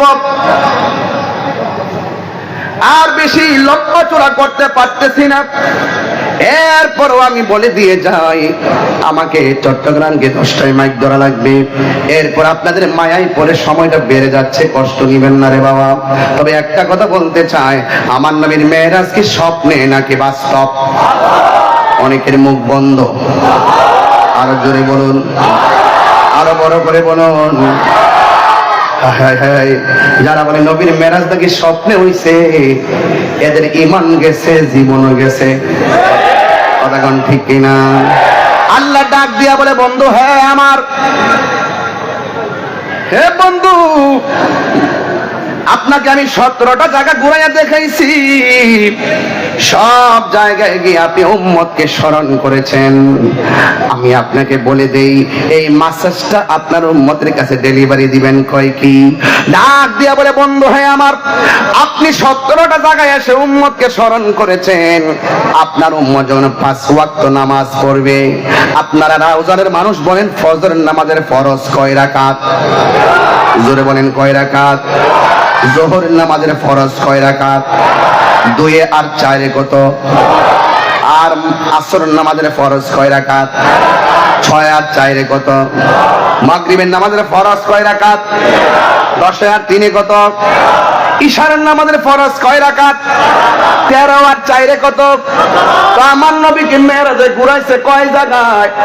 আল্লাহ গো বন্ধু, আপনার উম্মত যখন এই ফরজের মালা গলার মধ্যে পরে ফেলাইবে, আমি আল্লাহ কথা দিলাম যে এই 17টা জায়গায় আপনি ঘুরে ঘুরে উম্মতকে স্মরণ করেছেন, আমি আল্লাহ রাব্বুল আলামিন এই জায়গাগুলো আপনার উম্মতের দেখাইয়া দেখাইয়া আপনার উম্মতের ডান হাতে জান্নাতের টিকিট দিয়ে দিব।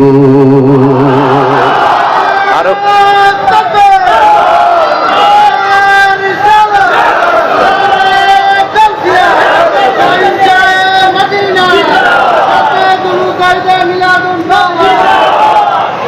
এই জন্য আমার বন্ধুগণ নামাজের দরকার আছে না নাই? আমার মা বোনদেরকে বলবো, মা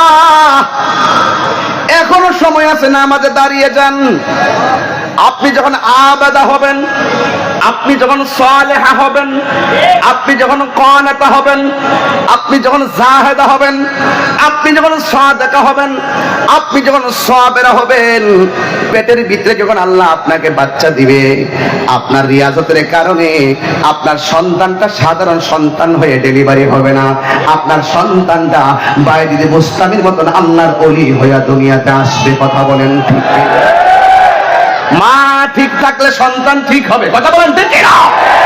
এই জন্য সন্তান পেটের মধ্যে নিয়ে স্টার জলসা চলবে না, সন্তান পেটের মধ্যে নিয়ে টেলিভিশন চ্যানেল চলবে না, সন্তান পেটের মধ্যে নিয়ে ছায়া ছবি চলবে না, সন্তান পেটের মধ্যে নিয়ে ওই মোবাইলের ভিতরে সিরিয়াল চলবে না, সন্তান পেটের মধ্যে নিয়ে স্বামী স্ত্রীর ঝগড়া চলবে না, সন্তান পেটের মধ্যে নিয়ে কোরআন তেলাওয়াত করবেন। কোরআন তেলাওয়াত যখন করবেন, ওই কোরআন তেলাওয়াতের নূর আমার আল্লাহ আপনার সন্তানের সিনার মধ্যে ঢেলে দিবে। কথা বলেন ঠিক কিনা? এই জন্য মা আপনাকে পায়ে ধরে বলে দিয়ে যায়, আজকের মাহফিলটাকে উড়িয়ে ফেলে দিবেন না, আজকের মাহফিল থেকে কিছু আমল করার চেষ্টা করবেন। আফদালুল ইবাদাতুস সালাত, সর্বোত্তম ইবাদত হলো নামাজ। হাসরের ময়দান যেদিন কায়েম হবে, সুবহানাল্লাহ কোন কেন? আরো বড় করে বলেন আল্লাহু আকবার। হাসরের ময়দান যেদিন কায়েম হবে, সেই দিন সর্বপ্রথম আমার আল্লাহ নামাজের হিসাব নিবেন। জোরে কোন কিসের হিসাব? আরো বড় করে বলুন। আমার নবী বলেন, আমি যখন মেরাজের মধ্যে গিয়েছি, মেরাজের মধ্যে যাওয়ার পরে আমি দেখলাম কবর আযাব বড় ভয়ঙ্কর। আমি দেখেছি কবর ভিতরে আল্লাহ রাব্বুল আলামিন বেনামাজিকে আমার আল্লাহ অনেক ভয়ঙ্কর 3টা শাস্তি দিবেন। বেনামাজির শাস্তি কবরের মধ্যে আছে না নাই? কবর আযাব কি সত্য না মিথ্যা? ইসতানজিহু আনিল বাউলি ফাইন্নাহু আমাতু আযাবিল কবর। কবরের মধ্যে ম্যাক্সিমাম আযাব হবে প্রস্রাবের ঢিলাগুলো ব্যবহার করার না করার কারণে। কথা বলেন ঠিক না? এই জন্য আল্লাহর হাবিব বলেন, আমি নবী যখন মেরাজের মধ্যে গিয়েছি, আমাকে আল্লাহ অনেকগুলো আযাব দেখাইছেন, অনেকগুলো বিপদ দেখাইছেন। আমি দেখলাম সবচাইতে ভয়ঙ্কর আযাব হলো কবরের আযাব। শুধুমাত্র আযাব নয়, এই কবরের ভিতরে মানুষকে আমার আল্লাহ একটা কারণে 3টা শাস্তি দিবে। একটা কারণ কি কয়ে, যারা বেনামাজি ছিল, যারা জান্নাত শূন্য নামাজের ব্যাপারে উদাসীন ছিল, ওই সমস্ত উদাসীন নামাজীদের জন্য আমার আল্লাহ বলতেছেন, ওই নামাজীরা যারা লোক দেখানো নামাজ পড়ছে, ফাওয়াইলুল লিল মুসাল্লিন, ওই মুসল্লিরা নামাজ পড়েও দুজখে যাবে। যারা মুনাফিকি করে, মুনাফিকদের নামাজ আল্লাহ কবুল করবেন না। এই জন্য আমার নবী, আপনার নবী বলেন, আমি যখন মেরাজে গিয়েছি, মেরাজে যাওয়ার সময় দেখলাম কবরের মধ্যে আযাব বড় ভয়ঙ্কর। এই কবর হলো আখিরাতের প্রথম মঞ্জিল, এই কবর হলো আখিরাতের প্রথম মঞ্জিল। বন্ধুরে আমার, ও যুবক ভাইরা, আমার নবী বলেন, বেনামাজির কবরে 3টা শাস্তির মধ্যে প্রথম শাস্তি কোনটা জানোনি? ওই সেটা বড় ভয়ঙ্কর শাস্তি। এই শাস্তিটা সয়ে নেওয়ার মতন পিলার দুনিয়াতে নাই। কবরে ভয়ঙ্কর একটা আযাব হবে। এটা হলো কবরের মাটির চাপা। ডান পাশের মাটি ডান প্রান্তে চলে যাবে, বাম পাশের মাটি বাম প্রান্তে চলে যাবে। ও যুবক, খেলতে খেলতে নামাজ ছাইরা দিছেন, অথচ যৌবনকালে যদি আপনি নামাজটা পড়তেন, আল্লাহর হাবিব বলেন, হাসরের ময়দান যিনি কায়েম হবে 7 প্রকারের মানুষকে আমার আল্লাহ আরশের নিচে ছায়া দিবেন। এর মধ্যে এক শ্রেণী হলো যারা যৌবনকালে ইবাদত বেশি করে। সুবহানাল্লাহ। এই জন্য যৌবন যার যুদ্ধে যাওয়ার সময় তার, এই জন্য এই সময়টারে যুবক তুমি কাজে লাগাও। হাসতে হাসতে শুধুমাত্র মোবাইল করতে করতে জীবনটারে ধ্বংস করে দিয়েন না। আমার নবী, আপনার নবী বলেন, বেনামাজিকে কবরে প্রথম শাস্তি যেটা দিবে সেইটা বড় ভয়ঙ্কর শাস্তি। 1 নম্বর, ডান পাশের মাটি পৃথিবীর এক প্রান্তে চলে যাবে, বাম পাশের মাটি আরেক প্রান্তে চলে যাবে। 2 পাশের মাটি আইসা এমন জোরে তোমার মাটি চাপা মারবে বাহাবা, ডান পাশের হাড্ডিগুলা বাম পাশের হাড্ডির ভিতরে ঢুকে যাবে, বাম পাশের হাড্ডিগুলা ডান পাশের হাড্ডির ভিতরে ঢুকে যাবে। যখন তোমাকে মাটিটা চাপা দিয়ে একেবারে শরীরটারে গুঁড়া বানায় ফেলবে, তখন তুমি কবরের মধ্যে আল্লাহর ডাক দিবেন এভাবে, আল্লাহ, আর সহ্য হয় না, আর পারি না। বেনামাজি হইয়া কবরে আসতে যদি এমন ভাবে শাস্তি হবে, জীবনে কোনোদিন নামাজ ছাড়তাম না, আল্লাহ আবার দুনিয়াতে পাঠাও না। আল্লাহ কয়, কাইফা তাকফুরুনা বিল্লাহি ওয়া কুনতুম আমওয়াতান ফাআহইয়াকুম সুম্মা ইউমীতুকুম সুম্মা ইউহয়ীকুম সুম্মা ইলাইহি তুরজাউন। আল্লাহ বলে, ও বান্দা, তুই ছিলি নির্জীব, আমি তোরে সজীব করেছি, তুই ছিলে মুর্দা, আমি তোরে জীবন দিয়েছি। এরপর জীবন দেওয়ার পরে তুই দুনিয়ায় অনেক কিছু হয়েছিস, তোরে আমি বিভিন্ন মালের মালিক বানাইয়া একটা থাবা দিয়ে যখন তোরে নিয়ে আসলাম, আসার পরে আবার জীবন দিলাম। তুমি মনে কইরো না আগের দিনে ফিরে যাইতে পারবা, তুমি মনে কইরো না তোমার আর কবরে মরণ হবে না, না না, আর তোমার মরণ হবে না। তোমাকে সুম্মা ইলাইহি তুরজাউন, আমি আল্লাহর দিকে ফিরে এসেছো, আর কোথাও যাওয়া যাবে না। এই কবর হলো আখিরাতের প্রথম মঞ্জিল, এই কবর আযাব কেউ সহ্য করতে পারবে না। এবার বেনামাজের কবরে 2টা মাটি তোমার চাপা দিয়ে হাড্ডি গুঁড়া বানাইবো। 2 নম্বর শাস্তি হলো এই কবরের ভিতরে জাহান্নামের আগুন দিয়ে দেওয়া হবে, আগুনের উত্তাপ লেগে যাবে। রাউজানে আগুন লাগলে ফায়ার সার্ভিস এসে আগুন নিভাবে, ইয়াসিন নগরে আগুন লাগলে এই সমাজের মানুষ এসে আগুন নিভাবে। কিন্তু বাড়ির পাশে গুরুস্থান, ওই গুরুস্থানে আপনার বাবা এতিম হয়ে শুয়ে রয়েছে, আপনার মা এতিম হয়ে শুয়ে রয়েছে, আপনার বাবা এতিম হয়ে শুয়ে রয়েছে গো। এত মানুষ দুনিয়াতে দেখি, কিন্তু আমার বাবার মতো লাগে না। এই ঘরের তলি যদি ছিদ্র হয়ে যায়, আজকে মনে হয় ওয়াটার প্রুফ করছেন উপরে বৃষ্টি যেন না পড়ে, কিন্তু কবরে ছিদ্র দিয়া ইচ্ছে মতো কবরে পানি ঢুকতেছে, নিষ্কাশনের সুযোগ নাই। এই কবরের ভিতরে হাড্ডি গোলা বাসতেছে রে বাবা। একটা মানুষ যখন কবরে যায় 3 দিন পরে কি হয় জানেননি? ওই 3 দিন পরে নাকটা পচে যায়, ভিতরে পোকাগুলো নাক দিয়া প্রথম বের হয়ে অন্যান্য দুনিয়ার পোকামাকড়কে খবর দেয়, আয় আয় খাবার আসছে। সব পোকামাকড় লাইন ধরে এসে নাক থেকে আপনার বডিটা খাওয়া শুরু করে। 3 দিন পরে নাকটা পচে যায়, 6 দিন পরে আঙ্গুলের নখগুলো খুলে খুলে পড়ে যায়, 9 দিন পরে মাথার চুলগুলো পড়ে যায়। ও যুবকের দল, 17 দিন পরে আপনার চোখটা ফেটে যায়। এরপরে আপনার 26 দিন পরে আপনার পেটের মধ্যে যে খুজুরি আছে এইগুলো ফুটে আপনার ডিসমিস হয়ে যায়। এরপরে দিন যত যায় তারপরে দেখবেন আপনার হাড্ডি থেকে গোশতগুলা খুলে যায়, এরপরে আপনার হাড্ডিগুলা খুলে যায়। 60 বছর পরে, কয় বছর বললাম? 60 বছর পর্যন্ত আপনার কবরের ভিতরে হাড্ডিগুলা বিছায়া বিছায়া পড়ে থাকবে। দেখবেন অনেক কবর করতে গেলে দেখবেন ওই যে মাথাটা পায় না, হাড্ডিগুলা পায়। 60 বছর পরে এই হাড্ডিগুলো আর হাড্ডি থাকবে না, একদম মাটির সঙ্গে পোকামাকড়ে জীর্ণ শীর্ণ করে আপনাকে একদম মিশাইয়া ফেলবে। এই জন্য ফুলের সৌরভ মানুষের গৌরব চিরদিন থাকে না। লা তামশি ফিল আরদি মারাহা। একবার নেপালের দিকে তাকায়া দেখো, কিছু কিছু মানুষকে দেখলাম সব রাজপ্রাসাদ ফালাইয়া হেলিকপ্টার দিয়ে পালাইয়া যাইতেছে। যুবক তাকায়া দেখো, ঘটনাটা কি? ঘটনা হলো এটাই, আজকে মানুষ মানুষের সঙ্গে যদি ভালোবাসা রাখেন, সেই মানুষ আপনাকে ফুলের মালা দিবে। আর যদি আপনার ভিতরে প্রতিহিংসা জন্ম নেয়, এই প্রতিহিংসার কারণে অনেক সময় আপনার যা অর্জন করছেন সব মাটির সঙ্গে মিশে যায়। কথা বলেন ঠিক কিনা? এই জন্য আমি পায়ে ধরে বলে দিয়ে যাই, খবরদার, লা তামশি ফিল আরদি মারাহা। সবথেকে বড় পরিচয় হলো আমি ইমানদার হয়ে থাকতে চাই। কথা বলেন ঠিক কিনা? ক্ষমতায় কেউ আসবে কেউ যাবে, ডাজ নট ম্যাটার। একটা কথা মনে রাখবেন, এই দুনিয়া ছেড়ে চলে যেতে হবে, কিন্তু যাওয়ার আগে এমন একটা কাজ করে যান যেন মানুষ চলে যাওয়ার পরেও আপনার জন্য কবরে গেলে দোয়া করে, আমার মরণের কতদিন বাকি আমি জানিলাম না গো আল্লাহ, মরণের কতদিন বাকি, আমার মরণের কতদিন বাকি আমি জানিলাম না গো আল্লাহ, মরণের কতদিন বাকি। আর আজরাইল আসিয়া যখন হস্তে দিবা দড়ি, আজরাইল আসিয়া যখন হস্তে দিবা দড়ি, তখন আমার মনা ভাই করবালু কালু কি আমি জানিলাম না গো আল্লাহ, মরণের কতদিন বাকি।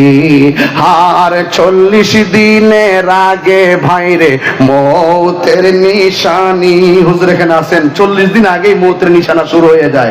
কিছু কিছু আলামত আছে, এই আলামত গুলো যখন বুঝবেন যে আপনার শুরু হয়ে গেছে, মনে রাখবেন যে কোনো মুহূর্তে আজরাইল আপনার ঘরের দরজায় হানা দিবে। কথা বলেন ঠিক কিনা? আরে 40 দিনের আগে ভাইরে মৌতের নিশানি, যেই জায়গা যার মরণ লেখা সেই জায়গা সে মরে আমি জানিলাম না গো আল্লাহ, মরণের কতদিন বাকি, আমার মরণের কতদিন বাকি আমি জানিলাম না গো আল্লাহ, মরণের কতদিন বাকি। আল্লাহ রাব্বুল আলামিন বলেন, ওয়ামা তাদরি নাফসুম বিআইয়ি আরদিন তামুত। ও বান্দা, তুমি তো জানো না গো কোন জায়গার মধ্যে তোমার মরণ হবে। এই মরণের আগে নামাজের দরকার আছে না না? এই আওয়াজে মানি না, জোরে বলো আছে না নাই? আর বড় করে আছে না নাই? ঘুমের চাইতে নামাজ কি ভালো না খারাপ? আর জোরে বলেন, ভালো না খারাপ? আজকে থেকে ফজরের নামাজের টাইমে আর কেউ ঘুমাবেন না। ফজরের নামাজটা পইরা যারা ফরজের পর দোয়াটা করে রাস্তায় রাস্তায় একটু হাঁটে, আমার নবী বলে যারা ফজরের নামাজের পর রাস্তা দিয়ে হাঁটে তার গায়ের মধ্যে নূরের বাতাস লাগে, তার চেহারাটা ঝলঝল হয়ে যায়। ঠিক কি রকম? এই নামাজ আমরা চাই কি চাই না? নাকি শুধু জুম্মার নামাজ পড়লেই চলবে? আমাদের মাঝে অনেক নামাজি আছে, সাপ্তাহিক নামাজি। কেউ আছে পরীক্ষা আগালে নামাজ পড়ে, পরীক্ষা শেষ হলে নামাজ বন্ধ করে ফেলায়। কেউ আছে আবার রেজাল্টের 2 দিন আগে তাহাজ্জুদ পড়ে, রেজাল্টটা দেওয়ার পরে কয় কক্সবাজার যাব। আছে না নাই বলেন? আর বড় করে বলেন আছে না নাই? খবরদার, যে কোনো মুহূর্তে মরণ আসতে পারে কি পারে না। রাত্র হইলে খুব ডরায়, দিন হইলে আবার বাহাদুরের মতো রাস্তা বের হয়ে যায়। আল্লাহ, আমি সৃষ্টি তুমি স্রষ্টা, আমার কিবা সাধ্য, যখন তখন উইরা যাইতে এই তাহিরি বাধ্য। ঠিক কিনা? আল্লাহ, আমি সৃষ্টি তুমি স্রষ্টা, আমার কিবা সাধ্য, যখন তখন উইরা যাইতে এই তাহিরি বাধ্য। সব ক্ষমতার প্রতিপাদ হর হামেশা গায়, আল্লাহ রাইত এলে ডরায়, রাইত পুহাইলে ডর বয়স কহলে ভুইলা যায়। ভুলে গেলে চলবে না রে বাবা। লাশটা কবর দাফন কইরা ভুইলো না, লাশটা দাফন করার পরে চোখের পানি ফেলা বাড়িতে আইসাম, মনে মনে বাবা আজকে যারা দাফন দিয়াইলাম আবার এমন ভাবে আমাকে দাফন করার জন্য আনুষ্ঠানিকতা অপেক্ষা করতেছে। কথা বলেন ঠিক কিনা? বাবার আনুষ্ঠানিকতা যেটা আমারও তো সেইটাই হবে নাকি ভিন্ন হবে? বাবা মারা যাওয়ার পরে, আমার বাবা মারা যাওয়ার পর মাইকিং করলাম, সাদা কাফন আনলাম, মসজিদের খাট আনলাম, জানাজার মাঠে গেলাম, কবর মধ্যে নামাইলাম, মাটি দিয়ে চলে আসলাম। আমার আনুষ্ঠানিকতা একটাও কম করা হবে না, সবগুলো আমার জীবনে অপেক্ষা করতেছে। এই জন্য সময়ের এক পুরো সময়ের 10 ফুট এক যুবক একটা স্নানের আগারে বসিয়া হেরেনু মাটির ঢেলা হাতি নিয়ে শুকিয়ে দেখুন রয়েছে কস্তুরী মেলা। কহিল কস্তুরী তুমি কে আতর দান, তোমার গায়েতে সুবাসে ভরা তুমি কি গোলস্থান। কহিল কস্তুরী অশুভ কিছু নহি আমি, আমিও তিনি মাটি, ফুলের সহিত থাকিয়া উহার সুবাসে হয়েছে খাঁটি। আল্লামা শেখ সাদী বলতেছেন, সৎসঙ্গে স্বর্গবাস, অসৎসঙ্গে সর্বনাশ। এই জন্য নামাজের সঙ্গে চললে নামাজি হওয়া যায়, গাঞ্জুটার সঙ্গে চললে গাঞ্জাখোর হওয়া যায়। তাই কিনা বলেন? সঙ্গ গুণে লোহাও জলে বাসে, সঙ্গ গুণে লোহাও জলে বাসে। ছোট একটা লোহার টুকরা পানিতে ফেললে ডুবে যায়, বিশাল বড় লোহার জাহাজ কেন বেঁচে থাকে? কারণটা কি বিজ্ঞান বলছে? বেঁচে থাকে এই জন্য তাকে অসংখ্য লোহার সাপোর্ট দিয়েছে, এই জন্য সেটা বেঁচে থাকে। আপনি যদি সঙ্গটাকে বাছাই করতে না পারেন, আপনি যদি সঙ্গ বাছাই করতে না পারেন, আরে ওই বন্ধুটাই তো উত্তম, যেই বন্ধুটা খেলার মাঠ থেকে আপনাকে মসজিদের নামাজে নিয়ে আসবে। কথা বলেন ঠিক কিনা? বাবা কি চলবে? আরো বড় করে বাবা চলবে? ইয়াবা চলবে? ফেন্সি চলবে? গাঞ্জা চলবে? আজকে হাসতে হাসতে মুনাফিকি করে, হাসতে হাসতে ইয়াবা ট্যাবলেটের ব্যবসা করে। না ভাই না, এই দিন দিন না, আরো দিন, আরো ধরে এই দিন দিন না, আরো দিন। এই জন্য যুবক ভাইরা, নেশা করা মানে কি জানেন? নেশা মানে হলো আপনার নিজের জীবনে আপনি নিজের জীবনটাতে নিজে কোরাল মারলেন। নেশা মানে হলো আপনার বাবা মা আপনাকে পেটে নিয়ে যেইভাবে স্বপ্ন এঁকেছিলেন, সেই স্বপ্ন ভেঙ্গে টুকরা টুকরা করে দিলেন। নেশা মানে হলো আপনার বাবাকে সামাজিক মূল্যবোধ সমাজে অন্তত ছিল, আপনি কুলাঙ্গার সন্তান কারণে আপনার বাবার মান সম্মান মাটির সঙ্গে মিশে গেছে। কথা বলেন ঠিক কিনা? নেশা হলো এমন একটা অভিশাপ, এই নেশার কারণে সমাজে বর্বরতা নেমে আসে, খুন নেমে আসে, গুম নেমে আসে। একটা নেশাখোর 500 টাকা পাইলে মানুষ খুন করে ফেলে। কথা বলেন ঠিক কিনা? এই নেশা কি চলবে না, বন্ধ হবে? কারা কারা আমার পক্ষে আছেন হাত তুলে দেখাবেন নিশ্চয়ই। নেশা কি, নেশা কি চলবে না, বন্ধ হবে? আরো বড় করে বলুন, বলেন বন্ধ। এই আওয়াজে মানে সেদিন রাউজানও বলে গেছি, বলেন বন্ধ।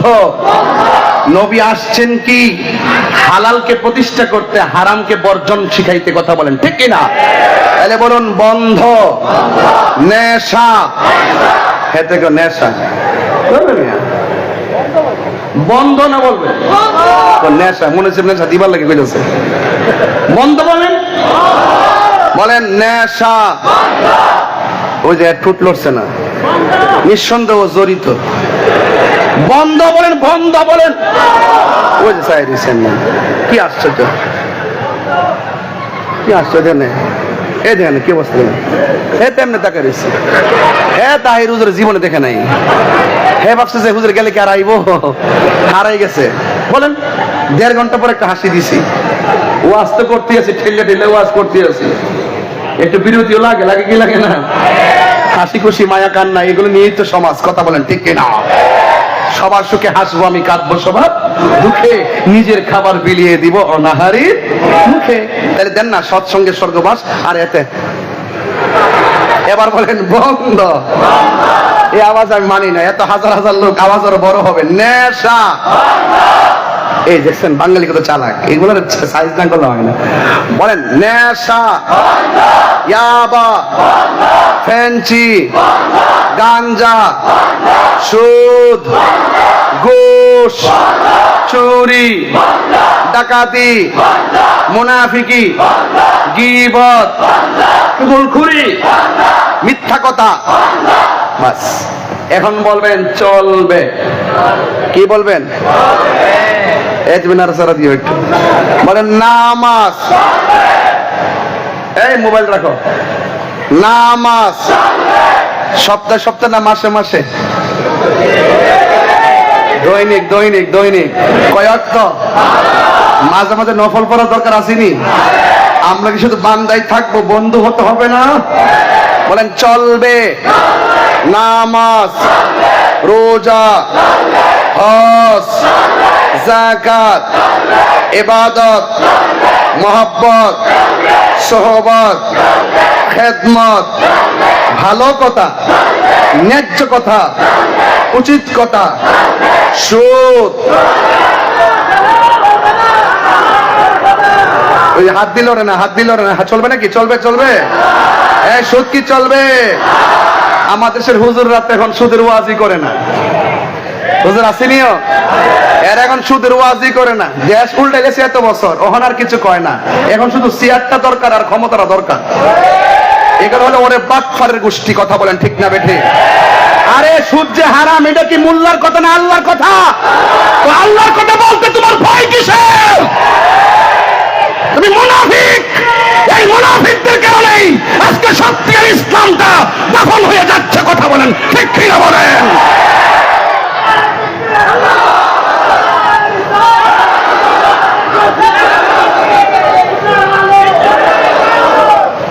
মুনাফিক। আমরা সুন্নিরা মুনাফিক না। আগে যেমন এই যে মামলাটা আমরা শুনতেছেন না আপনারা, একের পর দিতেছে। অসুবিধা কি? জেলে গেলে কি অসুবিধা আছে? রক্ত দিলে অসুবিধা আছে? জীবন দিলে অসুবিধা আছে? এগুলো আমি ভয় পাই না। আমার কথা আমি ন্যায্য কথা বলবো, আমি উচিত কথা বলবো, আমি সম্প্রীতি বান্ধব মানুষ, আমি দেশের সার্বভৌমত্ব নিয়ে কথা বলবো, আমি দেশের ইসলামের সুরক্ষায় কথা বলবো, আমি সম্প্রীতির সুরক্ষায় কথা বলবো। আমি মনে করি এই দেশটা সবার, আমি আপনি সবাই মিলে দেশকে সাজাতে হবে।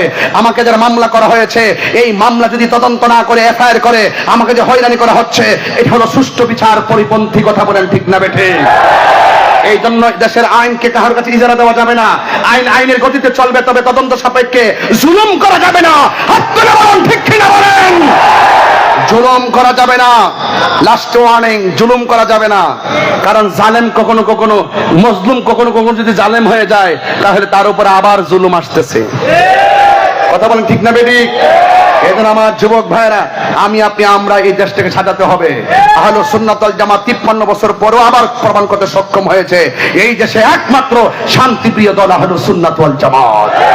নামাজ পড়বেন হুসাইনি চেতনায় নামাজ পড়বেন, নামাজ পড়বেন ইয়েজিদি চেতনায় নামাজ পড়লে হবে না। মুখে দাড়ি থাকলেই মুমিন বলা যাবে না, মাথায় টুপি থাকলেই মুমিন বলা যাবে না। মুমিন হলো সেই ব্যক্তি যারা আহলে সুন্নাত ওয়াল জামাতকে সত্যিকার ঈদ লালন করে, আহলে বাইতকে সত্যিকার অর্থে ভালোবাসে। কথা বলেন ঠিক কিনা বলেন? আমি বেশি চিৎকার কথা বলার অভ্যাস আমার নাই, যেহেতু আরেকটি মাহফিল আছে। এরপর আমি আপনাদেরকে লাস্ট বেলায় একটু কথা বললাম, বোঝার জন্য বলছি। আপনি মানলে মানার মতো মানেন, আপনি অর্ধেক মানবেন আপনার সুবিধার জন্য, আবার অর্ধেক আপনি জানি না গোপন রাখবেন। এগুলো হলো এক প্রকার ব্যবসার মতো। ঠিক না বেঠি?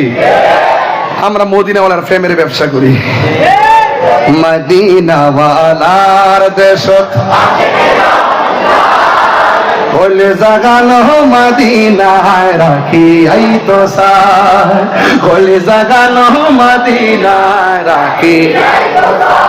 বলবো বলবো মদিনাওয়ালার দেশত বলে জাগানো মদিনায় রাখি আই তো সার, বলে জাগানো মদিনায় রাখি আই তো সার। হত নফর দাঁড়াও সারা আসিলি মদিনায়, হত নফর দাঁড়াও সারা আসিলি মদিনায়। মদিনা সা আইলো নাকি সায়াইলো জান্নাত, মদিনা সা আইলো নাকি সায়াইলো জান্নাত। খোদার দুনিয়া তার সইবার কিছু নাই, খোদার দুনিয়া তার সইবার কিছু নাই। বলে জাগানো মদিনায়, বলে জাগানো মদিনায় রাখি আই তো সাই। লাওয়ারিষ্ণ লাওয়ারিষ্ণ হাসরের মাঠ রহমতর সাদর যখন মুস্তাফার আতত রহমতর সাদর যখন মুস্তাফার আতত ধরে যাইব উম্মত ওয়ালা উম্মত ফেলায় ধরে যাইব উম্মত ওয়ালা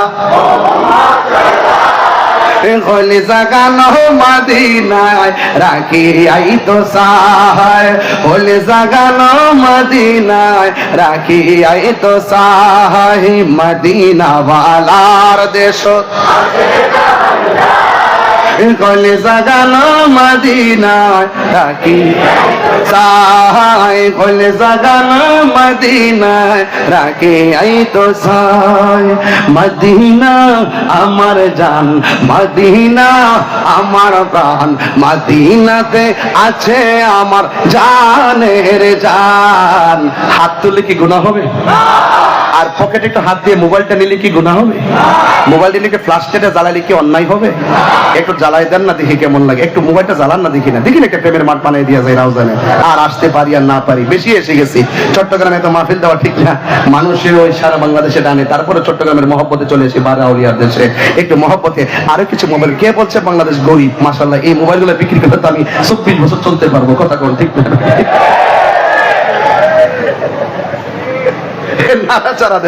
নাড়াচাড়া দেন একটু দেখা যায় মাশাআল্লাহ নারায়ে তাকবীর মাশাআল্লাহ বাংলাদেশ থেকে গরিব কয় কি মদিনা আমার জান মদিনা আমার জান আনে মদিনাতে আছে আমার জানের জান মদিনাতে আছে আমার জানের জান ও গো মদিনা আমায় ডাকো না ও গো মদিনা আমায় ডাকো না তোমায় দেখার তোরে আমার মন হলো আনচান তোমায় দেখার তোরে আমার মন হলো আনচান মদিনা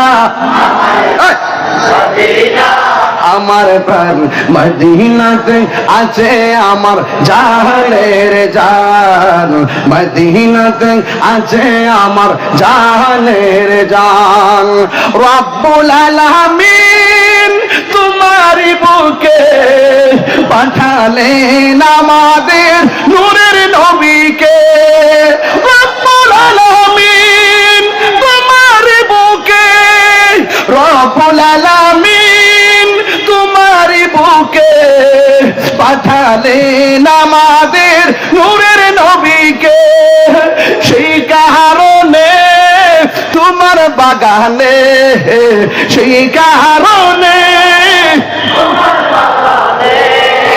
পাঠালেন কোরআন হাদিস দ্বীন ঈমান পাঠালেন কোরআন হাদিস দ্বীন ঈমান মদিনা মদিনা আমার প্রাণ মদিনাতে আছে আমার জানের জান মদিনাতে খুশি না বেজার আরো বড় করে খুশি না বেজার আমার আলোচনায় কি রাজনৈতিক গন্ধ খুঁজতেছেন কোনো লাভ নাই আমি কোরআন সুন্নাহর বাইরে কথা বলি না যদি কেউ খুঁজেন বক্তব্য থেকে তাহলে আমি ওয়েলকাম জানাবো আসেন করে গিয়ে প্রমাণ করবো আমার কথাই সঠিক আমরা তুমি কে আমি কে বড় করে তুমি কে আমি কে তুমি কে আমি কে নীরব না বিপ্লব নীরব না বিপ্লব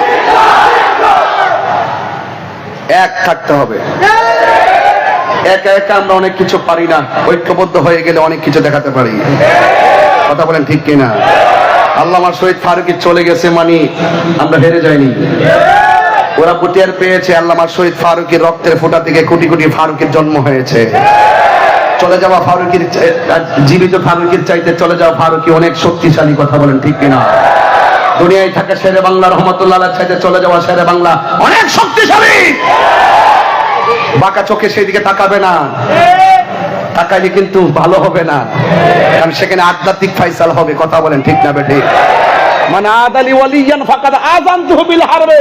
যারা ওলি আল্লাহর বিরুদ্ধে কথা বলবে তাদের বিরুদ্ধে আল্লাহ পাক স্বয়ং আল্লাহ পাক যুদ্ধের ঘোষণা করেছেন।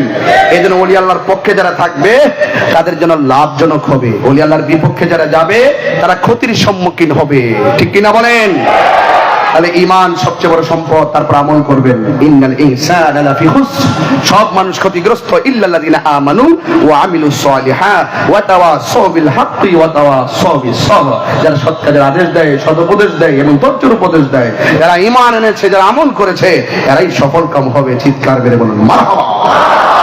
আমার জন্য সবাই দোয়া করবেন, আমিও আপনাদের জন্য দোয়া করি। অনেক সময় দিয়েছি, সময়ের ব্যাঘাত ঘটাই নাই। কেন? আমি শুরুতেই ওয়াজ করে গেছি, যেন অযথা কথাও বলি নাই, সময় নষ্ট করি নাই। যতটুকু বোঝানো ততটুকু বোঝাই গেছি। আপনারা আমার জন্য সবাই দোয়া করবেন, আমি আপনাদের জন্য দোয়া করি। আল্লাহ যেন কবুল করবেন। আমিন।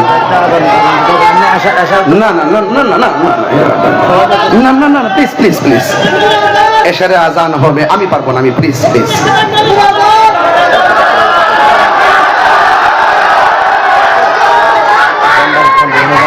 একটা বাবা না বন বন বন না নলেন নলেন সবাই এখানে ভান্ডারি শেষ করে যাচ্ছি, একসাথে যাবে। সবাই একটা ভান্ডারি কালাম গাইতে বলতেছে, আবার অনেকে বলতেছে আজান দেওয়ার জন্য। এই তো যাই হোক, একটু একটু একটু আমি একটু শোনেন, ওয়াক্তের আজান হুজুরা দিবে, আমি একটু প্রশিক্ষণের আজান দিয়ে যাব। কিন্তু কান্দায় না ও ভান্ডারি, কান্দায় না ও ভান্ডারি, বুকে নাওয়া মাই, কান্দায় না মাই, কিছু চাই না শুধুমাত্র তোমায় আমি চাই, কিছু চাই না শুধুমাত্র তোমায় আমি চাই। ঠিক না? তুমি যদি আমার হও দেব উপহার দয়াল জীবনটাই আমার, তুমি যদি আমার হও দিব উপহার দয়াল জীবনটাই আমার। তুমি বললে চলে যাব, তুমি বললে চলে যাব, যে তাই নাও সে তাই, কিছু চাই না শুধুমাত্র তোমায় আমি চাই, কিছু চাই না শুধুমাত্র তোমায় আমি চাই। কান্দায় না ও ভান্ডারি,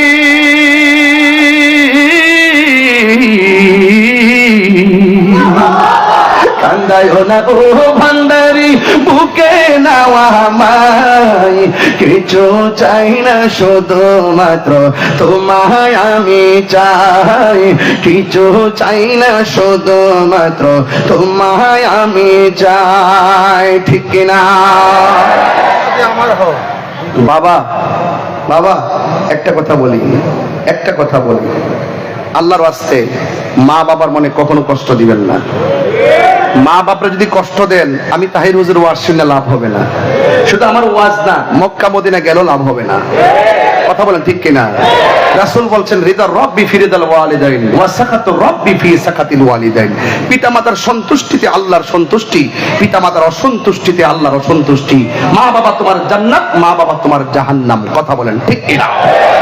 এই জন্য মা বাবার খেদমতের প্রয়োজন আছে না নাই? আর যারা আছে না নাই? আল্লাহ যেন আমাদের সকলকে নামাজ, ইবাদত, মোহাব্বত, খেদমত, সোহবতের তৌফিক দান করে বলেন আমিন। আমি প্রশিক্ষণের আজান দিচ্ছি, তিনটা কলি বলবো। আল্লাহু আকবার, আল্লাহু আকবার। বাবাজান একটু ইকো দেন, মাইকের সাউন্ডটা পরে ঠিক হয়ে গেছে, বুঝছেন? আমি আসলে এইভাবে বিটটা পাতলা করে দিবেন, তাইলে আমার জন্য একটু সহায়ক হবে। আল্লাহু আকবার, আল্লাহু আকবার, আল্লাহু আকবার, আল্লাহু আকবার।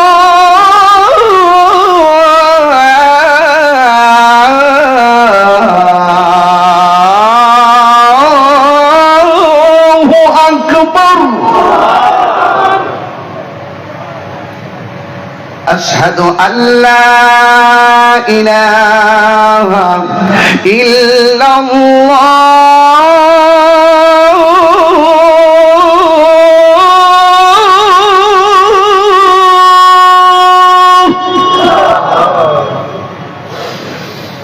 أشهد أن لا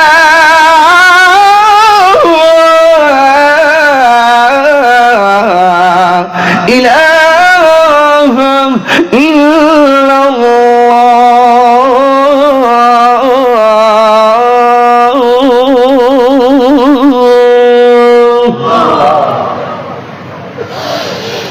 أشهد أن محمدا رسول الله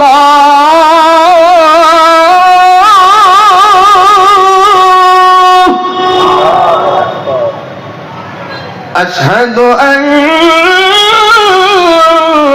محمدا رسول الله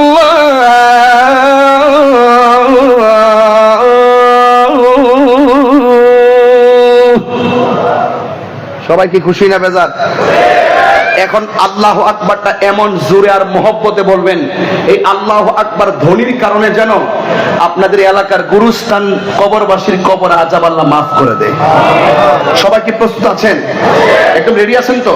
উঁচু আওয়াজ হবে, ঠিক আছে তো ইনশাআল্লাহ? হাইয়া আলাস সালাহ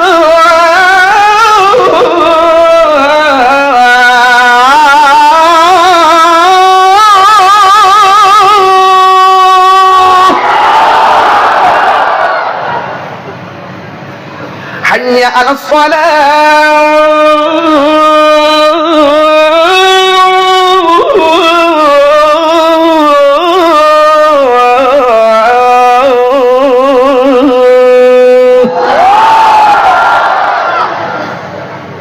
সবাই ভালো থাকবেন, আমার জন্য দোয়া করবেন। খুশি হব,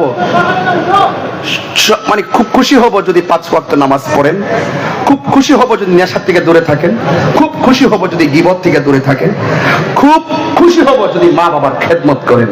আজকে আমি সমাজতান্ত্রিক আলোচনা করে গেলাম আপনার আমার হেদায়েতের জন্য। যদি মানেন এতটুকু ওয়াজই যথেষ্ট, না মানলে সারাদিন বললেও কোনো কাজ হবে না। এই জন্য আমরা আজকের ওয়াজ বাস্তব জীবনে আমল করতে চাই কি চাই না? এটা 2 হাত তুলে বলেন চাই কি চাই না? মা ও মা, আপনার এলাকা অনেক আম্মারা আসছেন। মা গো, নামাজ যেমন ফরজ, পর্দা তেমন ফরজ। আপনি পর্দা করে চলবেন। আল্লাহ ছাড়া কাউকে যদি সেজদা করার অনুমতি দেওয়া হতো, তাহলে স্ত্রীকে অনুমতি দেওয়া হতো স্বামীকে সেজদা করাতে। স্বামীর খেদমত করবেন, দুইজনে মিলেমিশে থাকবেন। সন্তানদের সামনে কখনো স্বামী স্ত্রী ঝগড়া করবেন না। সকাল ভোরবেলা সন্তানকে ঘুম থেকে তুলে মক্তবে পাঠাবেন। কারণ প্রাইমারি স্কুলে দেখা যায় ধর্মীয় শিক্ষক নাই। আমি সেদিনও ওয়াজে বলেছি যে অনতি বিলম্বে প্রাইমারি স্কুলে ধর্মীয় শিক্ষকগুলোকে আলাদা করে নিয়োগ দেওয়ার জন্য। কথা বলেন ঠিক কিনা বলেন? আমাদের এই সোনার ছেলেরা বিভিন্নভাবে উপযুক্ত কোরআন শিক্ষার সময়টা তারা কোরআন শিক্ষা করতে পারছে না। এই জন্য তাদেরকে ধর্ম শিক্ষায় শিক্ষিত বানাতে পারলেই এই সমাজ সোনার সমাজ হবে। এই সমাজ অত্যন্ত সুন্দর সমাজে পরিণত হবে।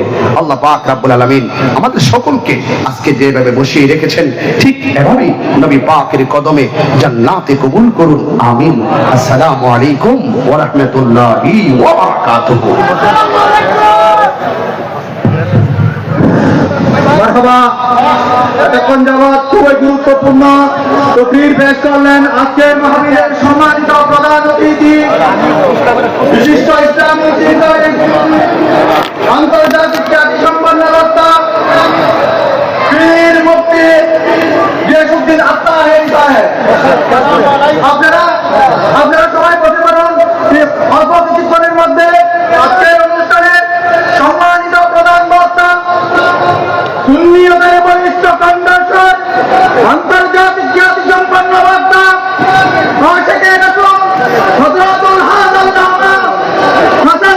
আল কামরি সাহেব অল্প কিছুক্ষণের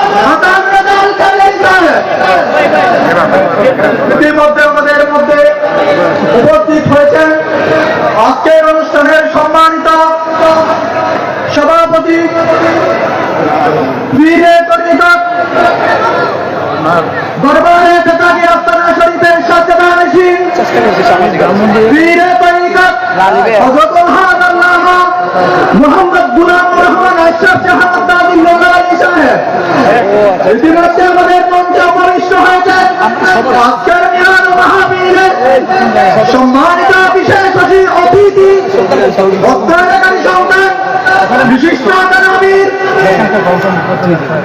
পিওসি গ্রুপের জেনারেল ম্যানেজার জনাব ইকবাল হাসান সাহেব আমাদের মাঝে উপস্থিত হয়েছেন আজকের অনুষ্ঠানের সম্মানিত উদ্বোধক বিশিষ্ট শিক্ষাবিদ লেখক ও গবেষক প্রফেসর ডক্টর মোহাম্মদ আকবর সাহেব। এই পর্যায়ে আমাদের অতিথিমণ্ডলীর প্রদান করা হবেন। আজকের অনুষ্ঠানের প্রধান অতিথি পীর মুফতি গিয়াসউদ্দিন আত্মাহির সাহেবকে ড্রেস প্রদান করার জন্য আহ্বান জানাচ্ছি। ইয়াসিননগর ফেরেশতার পরিষদের সম্মানিত সাংগঠনিক সম্পাদক হাফেজ মোহাম্মদ গোলাম মুস্তাফাকে অনেকে আমার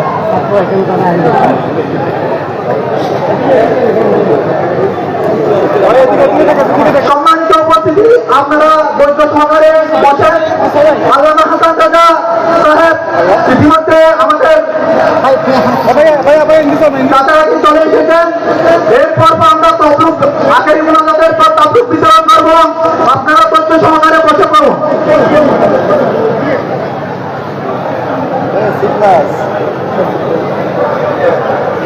এই পর্যায়ে আজকের সম্মানিত উদ্বোধক বিশিষ্ট শিক্ষাবিদ লেখক ও গবেষক প্রফেসর ডক্টর মোহাম্মদ আকবর হোসেন সাহেবকে ড্রেস প্রদান করার জন্য আহ্বান জানাচ্ছি। ইয়াসিননগর ফেরেশতার পরিষদের সংগ্রামী সাধারণ সম্পাদক আব্দুর রাজ্জাক রুবেলকে। এই পর্যায়ে আজকের উদ্বোধক প্রফেসর ডক্টর মোহাম্মদ আকবর সাহেবকে ড্রেস প্রদান করার জন্য আহ্বান জানাচ্ছি। ইয়াসিননগর ফেরেশতার পরিষদের সাধারণ সম্পাদক আব্দুর রাজ্জাক সাহেবকে।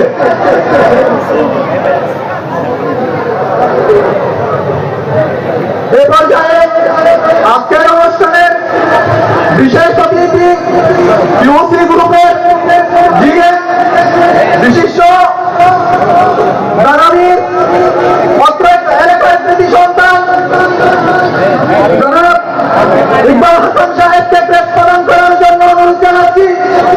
ইয়াসিননগর